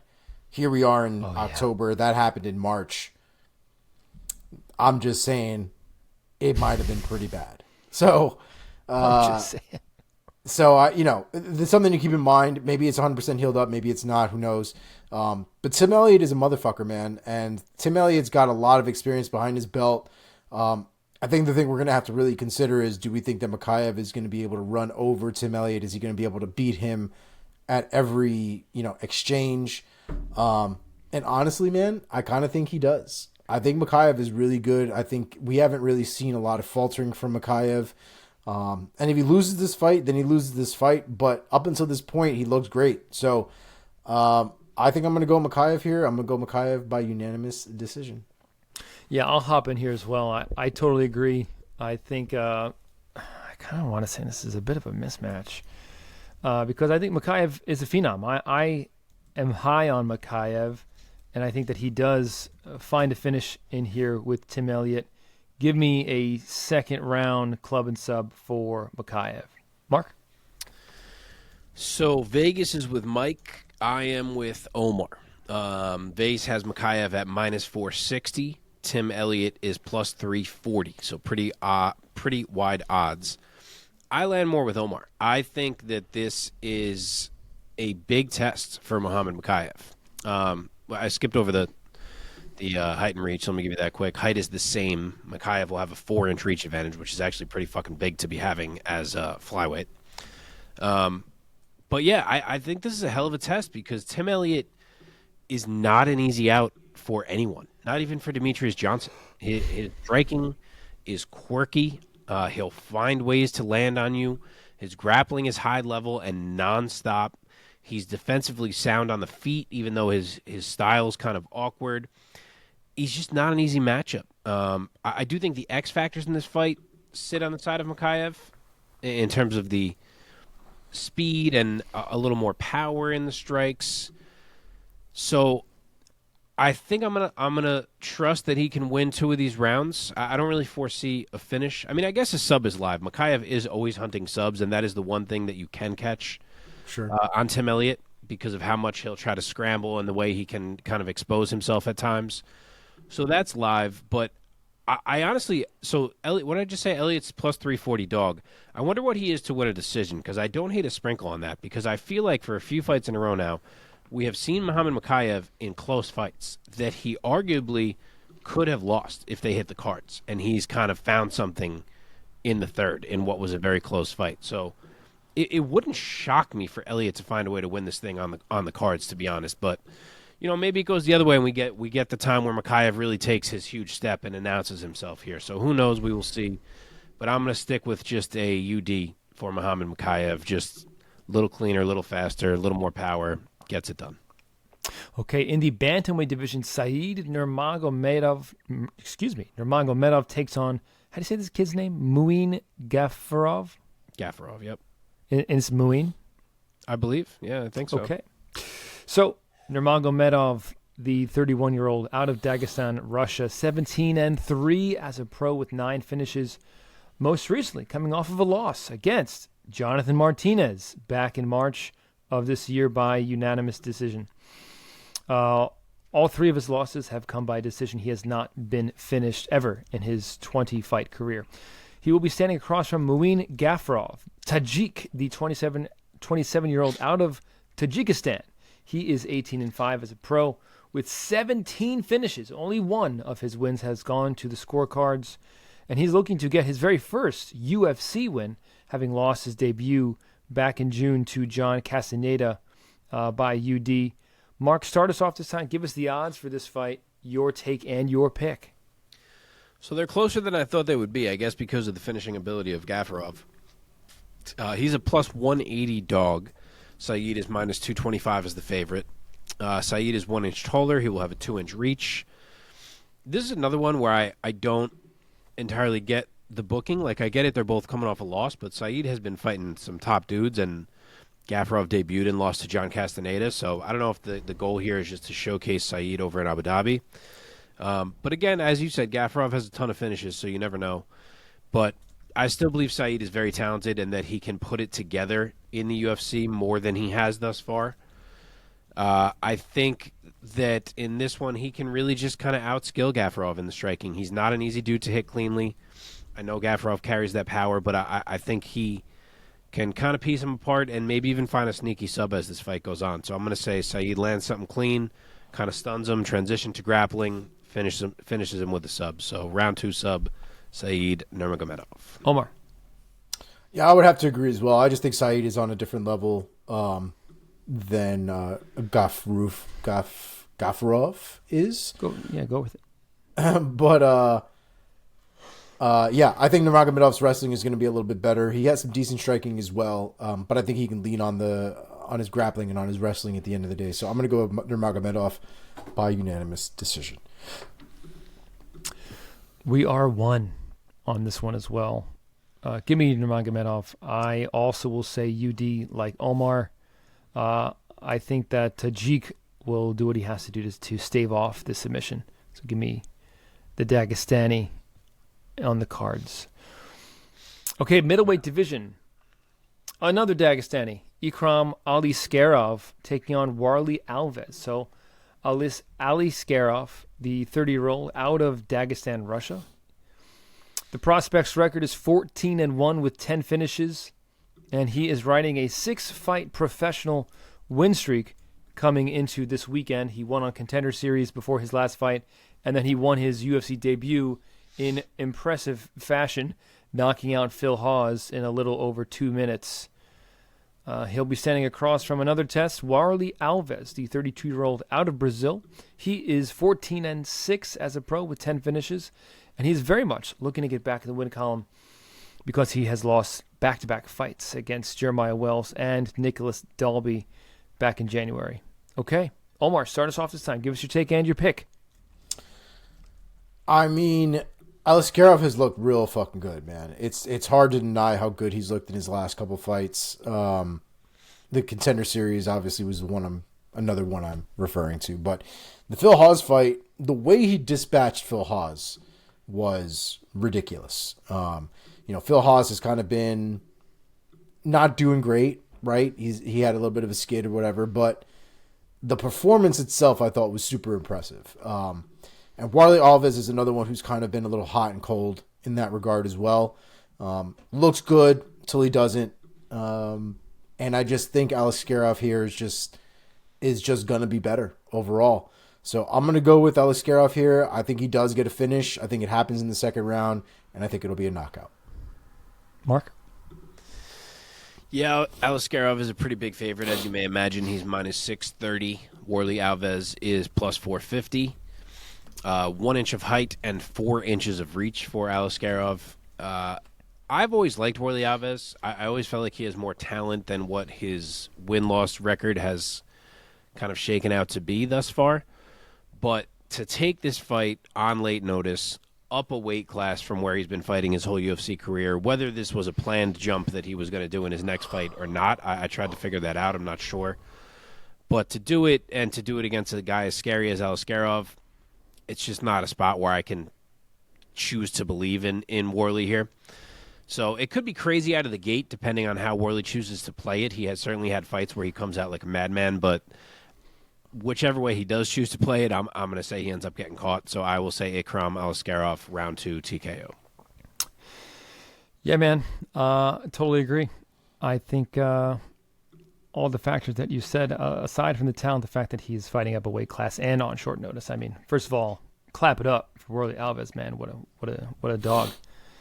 That being said, got to go with Aliskerov. I'm going to go first round knockout. Gets another one, and he keeps marching on. And so will we. Here we go. These last 3 fights are very, very exciting. First off, in the light heavyweight division, Magomed Ankalaev returns against Johnny Walker. Ankalaev, the 31-year-old, out of Dagestan, Russia, 17-1 with 1 draw, 9 finishes, all 9 of them knockouts. After losing his UFC debut to Paul Craig back in 2018, he rattled off 9 consecutive victories, and then recently drew against Jan Blachowicz back in December. He'll be standing across from the big man, Johnny Walker, the 31-year-old out of Rio de Janeiro, Brazil. Record stands at 21-7 with 19 finishes, 16 of them knockouts. and he's riding an exciting 3-fight win streak featuring 2 finishes. Most recently, he got the UD over Anthony Lionheart-Smith back in May. Omar, your turn to go first. Give us your take and your pick. This fight is pretty goddamn wild to me. And I say that just because Magomed Ankalaev seems like the kind of guy that his game plan is going to be very hard, very straightforward. Basically just trying to create damage and trying to tenderize Johnny Walker, for lack of a better word at this point. He's basically just going to try to break him down as long as he possibly can, as long as it takes, until Johnny Walker collapses and kind of folds to, the pressure, the attack, the ground, all of it, right? Just basically trying to overwhelm him with power and skill. Johnny Walker has kind of gotten to a point now in his career where, we've lost the button mashing Johnny Walker, right? We're not doing random backflips in the cage anymore. We're also not doing nothing in the cage, so that's also an improvement. But we've kind of found this middle ground where I think he's still trying to figure out what his game really is, and he's been a lot more measured in his approach. I just don't think he's going to have the leeway to have that much rope to take his time in this fight. I think Ankalaev is just going to be a little bit too aggressive, a little too strong, and I think he's going to feel the power, and he's going to feel it early, and I think it's going to take him off of his game. So I'm going to go with Ankalaev here. I think he's going to be able to get the best of Johnny Walker. I think he even finishes him. I think I go 3rd round TKO. I will go next. Before I hear these odds, I'm guessing Ankalaev is going to be a favorite. That being said, man, when Johnny Walker came onto the scene, when he came into the UFC, I was super high on Johnny Walker. I thought, man, look at this guy's size, plus his athleticism, his speed, his power. This guy is going to be the next champ at 205. Then he hit a couple of rough patches. First, he ran into the heat check that was Corey Anderson, and he lost 2, got another win over Ryan Spann, then lost another 2. And now he's on this 3-fight win streak where he has really found a new level to his game. Coach John Kavanaugh, I think, takes a lot of credit for that, getting him to calm down, getting him to realize, wait a second, I'm huge. I have great power for this weight class. I have to be more patient and just wait for my opportunity and rely on that power. And that's what he did in his past 3 fights. I'm going to make a fun pick here, guys. I'm going to go with Johnny Walker. I'm going to say Johnny Walker stuns the MMA world to an extent. And I think he's going to finish Magomed Ankalaev. And I'll say he does it. I'll say he does it in the 2nd round. Mark, tell me why I'm crazy. All right, the odds are -365 for Ankalaev, +275 for Johnny Walker. Johnny Walker is, not surprising. We know he's huge, but 3 inches taller than Ankalaev and will have a 7-inch reach advantage on Ankalaev. He's a big fucking man, Johnny Jesus Walker. Christ. Because Ankalaev ain't a small man. No. He's huge. He is in the greatest form of his entire career, without a doubt.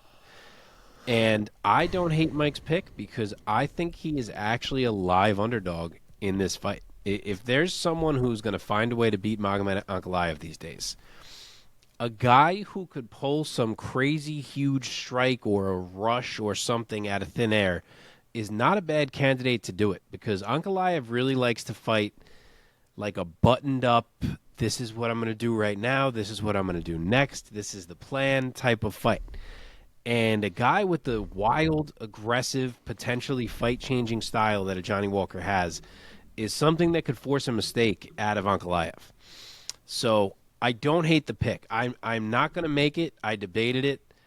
I am going to go Ankalaev. I think he's just too well-rounded because he is a very good striker.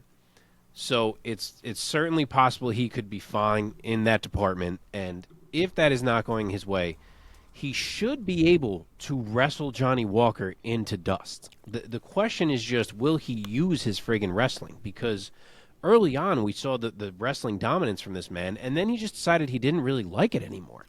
And you saw in the Jan Blachowicz fight that he was losing what happened when he was like, maybe I should try this wrestling thing, and then it was pure dominance from that point on.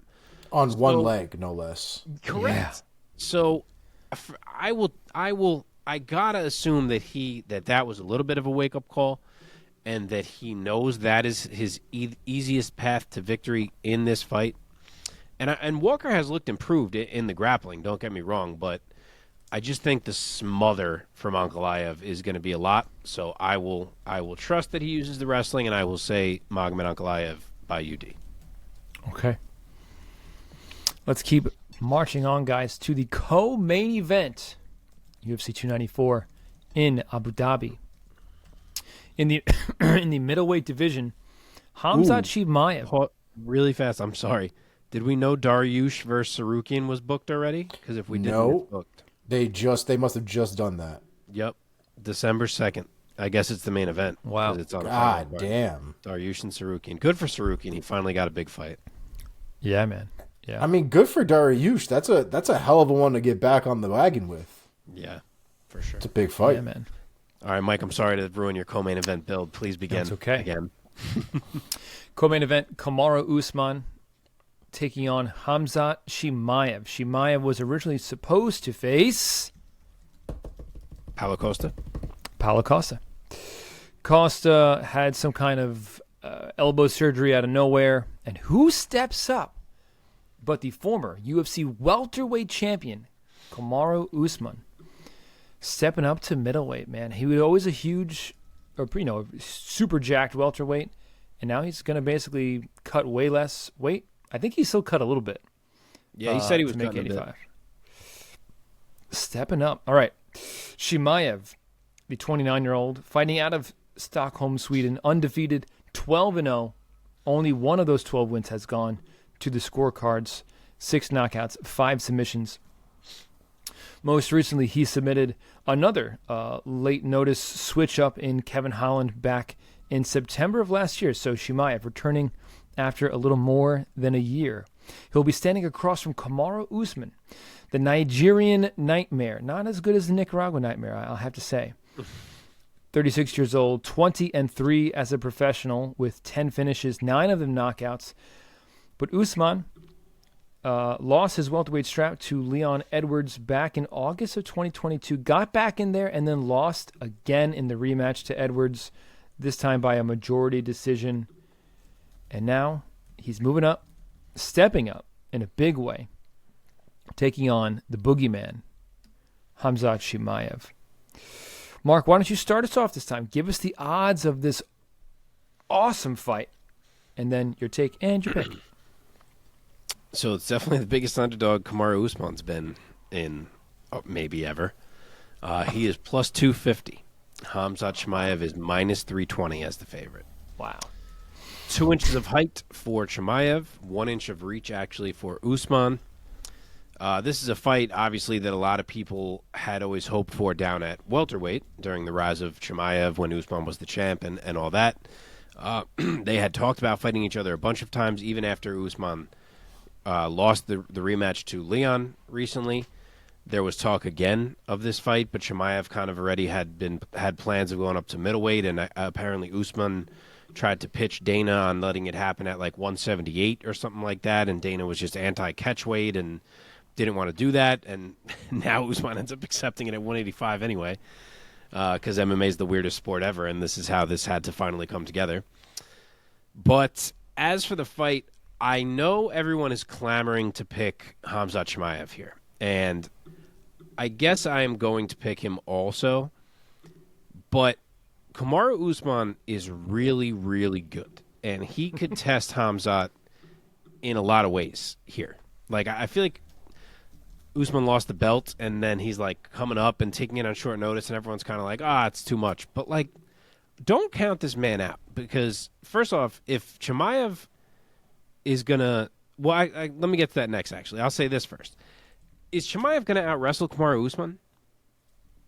Like, maybe he is, but have we ever seen another human out-wrestle Kamaru Usman? Here's what I saw. I saw Chimaev lift DC's fat ass like if he weighed nothing. That's what I saw. And if he can do that to DC, it's very possible with adrenaline, because that was outside of an elevator. Yeah. So with adrenaline, can he pick up a 200-pound at most Usman? I kind of do think that that's trying possible. to prevent being lifted, though, dude. I don't disagree with that. Can he pick him up scenario? I don't disagree with you at all.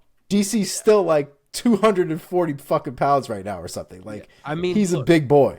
Maybe he can, but I'm pretty sure Usman has the best takedown defense in the UFC. I could be wrong, but I feel like I've heard that before. So it's far from a sure thing, considering we've never seen anyone do it to Kamaru before. Secondly, which is what I almost started to say before, is if Khamzat is going to come out guns blazing, the way that we know he's prone to do, especially if it's with wrestling that Usman is able to nullify, at least in the early going, could we see cardio become a factor?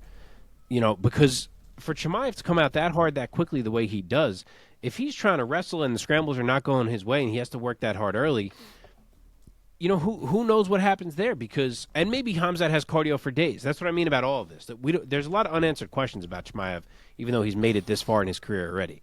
So maybe he does have cardio for days and he's going to be 100% fine. But we know that Usman does. We know that he can fight 25-minute fights on a regular basis. We know the way that he can pace himself and control exchanges and win rounds as fights go on. So if Chimaev does come out hot in round one and it doesn't necessarily go how he wants it to go, you wonder how he adjusts to that. So one way or another, I think we're going to learn a lot about Chimaev in this fight. But I'm going to go with him because if he can somewhat manage his burst and his push, then I do think that his, like, I'm here to kill you style against Usman's more buttoned-up style could be an advantage. I don't think Kamaru is going to love dealing with the swarm that Chimaev puts on, as long as Chimaev can maintain that swarm. Plus, we've seen Usman fight a lot of smaller guys in this run. Like, Colby is not a big 170-pounder. Jorge's a former lightweight. Burns is a former lightweight. RDA is a former lightweight. I could see the size and strength of Chimaev maybe being just enough to edge Kamaru here. So, also I'll say this. There's this clip circling today of open workouts where it sounds like Usman tells Justin Gaethje that something popped when they fall on the ground. Both him and Gaethje have come out and adamantly denied this. Usman even, like, clowned the reporter saying like, what a garbage take. Like, at no point do I say anything like this. I don't know if they're just covering it up or not, because it sure sounded like that, and his face looked concerned, and he got up slow. So I don't know. If something did, he has knee issues, obviously, for people who don't know. So if something did happen to his knee, there's a chance this could get ugly quick. That obviously changes everything. But I'll assume it didn't, and I will say he makes this a competitive fight, but I'll go with Chimaev in the end, 29-28. Omar. UD. Yeah. I love Kamaru Usman. I have a lot of faith in Kamaru Usman. I think if this was anybody else, I think I'd be more confident in Kamaru Usman. But there's just a lot of factors that are not on his side, I think, with the circumstances, him moving up in weight, it being last minute, and all these other things. And I've seen a lot of training video, I've seen the training videos that Chimaev has put out there. I've seen the training videos that Kamaru has put out there. And, like, at this point, just what's visible, Chimaev looks a lot more impressive, man. There's just something about him that seems like he's just got that little extra bit of whatever it is to him right now. So I'm just going to go with my instinct on this one, man. This fight really could go either way. Both of them are extremely fucking good, and both of them have ways to win this fight. But I just think that Chimaev is going to get the opportunity to show how good he really is. Hopefully that's the case just because of how much shit that boy talks on a regular basis. But I'm going to go with Chimaev here, man. I don't think he sleeps Kamaru or anything crazy. But what I do think happens is I do think he subs him. And I think he subs him in the third round. So I think that this could be a classic. I think somewhat similarly to Burns' fight with Chimaev. I also think that this could very well be a y'all must have forgot fight for Usman, who is coming off of back-to-back losses against a guy who has proved to be, in this phase of their careers, just a stylistic matchup for Usman. But, man, I just feel like Chimaev is just going to be too much for Usman at this stage of his career. And now he's 36. Chimaev is 29. I know. I'm going with the younger guy again. But it's not that he's younger. He's I think, going to be much more physically imposing. To Mark's point, Usman is not going to be used to that. I think he's going to be like, damn, this guy's big and strong. And Usman is usually used to the one who's the bigger and stronger guy fighting down at 170. So I think that might surprise him to a certain extent when it's, when rounds are live in the cage, so to speak. So I'll make the somewhat more boring pick because I do think it could be a classic, and I'm certainly rooting for that to happen. Give me Chimaev by decision. I'll say unanimous decision for Khamzat Borz Chimaev. I want to be cool. I want to take Usman, but I don't think he's the guy to hand Chimaev his first loss, unfortunately, at this phase in his career. If this was Usman 5 years ago, perhaps. Not 5 years ago, but, I love 4 or 5 years ago. I saw a picture today, like a lot of times they have like comparison pictures, Usman at 170, for example, or like anybody, right?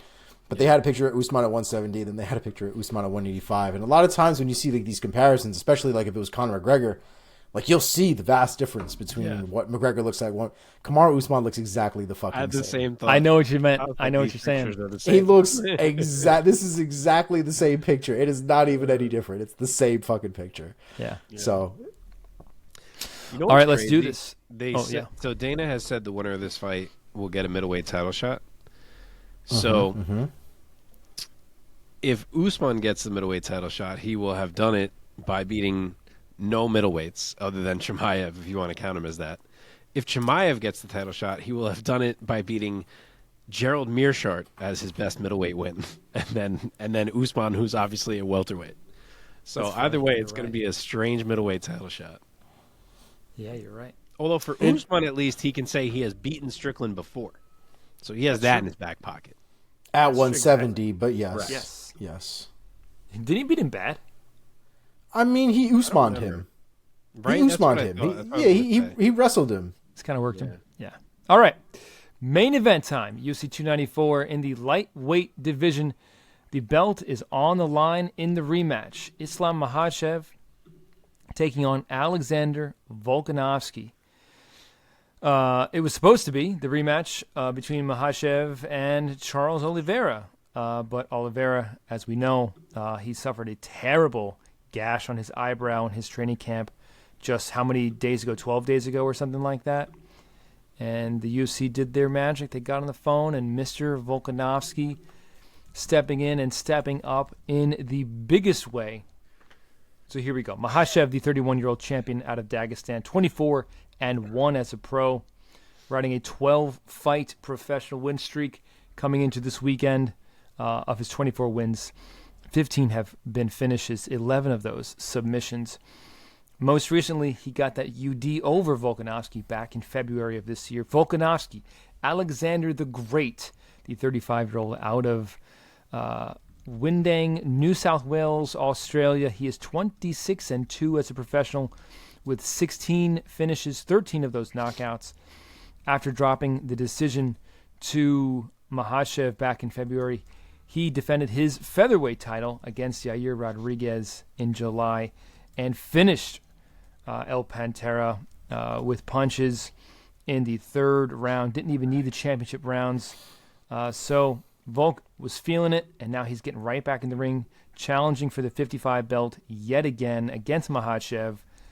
Here we go. I will go first without even seeing these odds. Guys, I'm going with field pick here. I think Volk gets it done, man. I think in their first matchup, I think Volk in certain spots showed Makhachev a little too much respect or a little too much caution. I think Volk steps on the gas a little bit more. And I'm going to say that Alexander Volkanovski hands the champ his second knockout loss. I think he's going to TKO him. I think he's going to hurt him and swarm him. And I think whoever's the ref, be it Herb or anybody else, is going to have to pull Volkanovski off of Makhachev. Give me Volkanovski. I'll say another, before it gets to the championship rounds, give me another third round TKO, double champ, Alexander the Great. We're going to be freaking out. That's my call. That's my pick. Mark, give us the odds and your pick. All right, the odds. Islam Makhachev is the favorite, as you may expect. He is minus 260.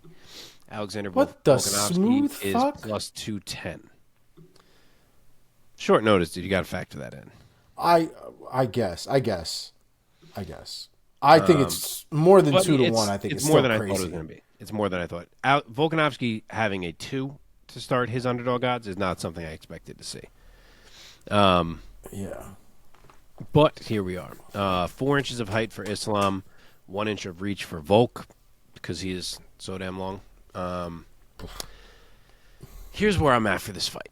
If this fight was truly booked ahead of time, both guys having camps, getting to prepare for the other guy again after having fought each other already, I would have picked Alexander Volkanovski. I don't feel nearly as good about it now, knowing that Volk is coming off the couch on only 10 days' notice.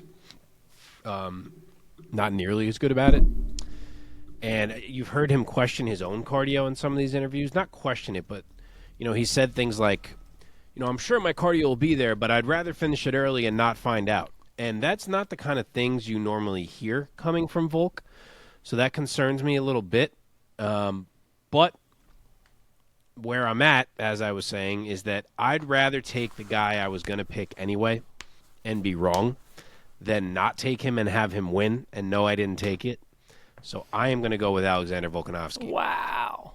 I think the same thing Mike thinks, which is that in the first fight, Volk didn't push things the way he's capable of. You've heard interviews where he has said that he was surprised initially that Islam wasn't stronger and that he just assumed that Islam was saving it, and he chose to not push as much himself so he would be ready for that when Islam pushed. And then it never came. He said that the strength he felt from jump was the same strength he felt throughout, and that Islam was just not as strong of a guy as he expected him to be. So I think this time he will respect him less. Maybe that's not the right word. Obviously he respects him, but you know what I mean. Show him less respect than he did. Go in there expecting to finish him after what he did to him in round 5, and do just that. To circle back to the reality of the short notice fight that is in front of me here, it's possible he does push early because he knows the cardio may not be there, and that Islam survives that push, and then this gets ugly for Volk late. That's 100% possible. Also, is it possible that Volk isn't as strong this time in comparison, considering last time he had a long build-up to get his body to 155, and this time he was planning to fight Elliott Spore in a few months? Yes, also 100% possible, and maybe that affects how well he could deal with Makhachev's grappling. So Islam could easily hang right with him for a couple early competitive rounds and then take this fight over and win rounds more clearly than he did in the last fight, and end up winning this one. And I picked Islam last time. I scored it for him last time. All that. But I've just had this feeling that if they fought again, Volk would put him out. And as much as I hate the whole short notice deal fucking that up for me, I'm not going to risk it happening and me not having picked it. So I am also going with Alexander Volkanovski by round 3 TKO. Wow. All right, Omar, take us home. Well, I think with the fans that we get for Islam Makhachev, the Mokaev crew, and I think we're gonna get some shit for this pick here. Did we just lose Omar? I am also going Alexander Volkanovski here. Oh my gosh. I am. Oh man, they're gonna hate us in the comments. Yeah. Dude, we're gonna get. It's gonna be a rough week. Especially if he loses. Especially if he loses, we're gonna get fucking destroyed. Dude, yeah. If Volk loses, you mean? Yes. If Volk gets like rear naked choked in the second round or something, it's gonna be bad. Here's my thing. There were a lot bigger moments for Volk in the first fight than there were for Islam. I think where Islam was able to edge out that fight was in control, and I think control only. I thought a lot of the damage and the striking and a lot of the things that made that fight for me seem like Volk had won had come from the bigger moments in that fight that again I thought came from Volk. So I think he needs to make a couple of small adjustments. I actually think all of these little circumstances probably work to Volk's favor. This is feeling very much like Bisbing and Rockhold all over again. You know what I mean? It's giving me those vibes. And what does it mean that Volk wasn't in training camp? It means that Volk wasn't getting his ass beat on the daily, at least not to the extent that he would be on in a training camp. It means that his mind has been nice and clear because he's been chilling with his family. He hasn't been worrying about anything. He hasn't been like completely obsessed with anything. His body should be healthy. I think the biggest issue he's going to have to compete against right now is going to be that weight cut, because I think he's got like 20 plus pounds he's got to get off before tomorrow. Jesus. So Friday, right? Yeah. Oh, Friday. Right. Tomorrow. It's officially Thursday. When people now, are watching this, it will be Thursday. Yeah. Right. But Friday. Friday is obviously the day he's going to have all that done by. So there are a couple of things that he's going to need to get through, but I think the fight itself against Islam, I think he had a handle on it in the first fight, and I think he made a lot of mistakes, a lot of small mistakes that cost him the fight. But I don't think it's anything that especially somebody like Volkanovski can't make the adjustment for at this point. So I am going to go with Volkanovski. I had him in the first fight. I'm going to have him in this fight. I think he takes the decision. Dude, I really thought... I mean, I wanted to go first because I thought I was going to be alone. I thought I was going to be alone, too. And then when you said it, I was like, oh, shit. That's my take. Yeah. Wow. Can't believe that. Well, look, I think we took every other person from that part of the world. Mokaev, Yes. Saeed, Aliskerov, Ankalaev, Chimaev. Yeah. We didn't go with Makhachev. This would be a good card to do like an all Dagestan parlay, because a lot of those matchups I feel really favor the Russians. And if we're being fair, I probably would have picked Makhachev over Oliveira at this point. I'm sure Mark would not have. My heart wouldn't have allowed it. But I was prepared to pick Makhachev over Oliveira. So I think for me, this is purely a Volkanovski thing. Mm-hmm. All right, It's going boys. to be interesting, boys. It's going to be interesting. I'm not doing trivia tonight because I'm waking up and I'm getting on a plane early in the morning going to New York to do a Warriors Cup this Friday. Check me out. Warriors Cup 56 Thriller. Streaming live for the first time ever on warriorscup.tv. They started their own streaming website. So that's good cool for them. That's awesome. Yeah, man. Some great fights. Some great title fights. Great night of Muay Thai. Always is with the guys from Three Pillars. So check it out. If you're in New York, come. Any parting shots, gentlemen, before we sign off? That's it. Pray for rain in New York on Saturday so I can watch these fights. Watch the fights. They start at like 5 in the morning, right?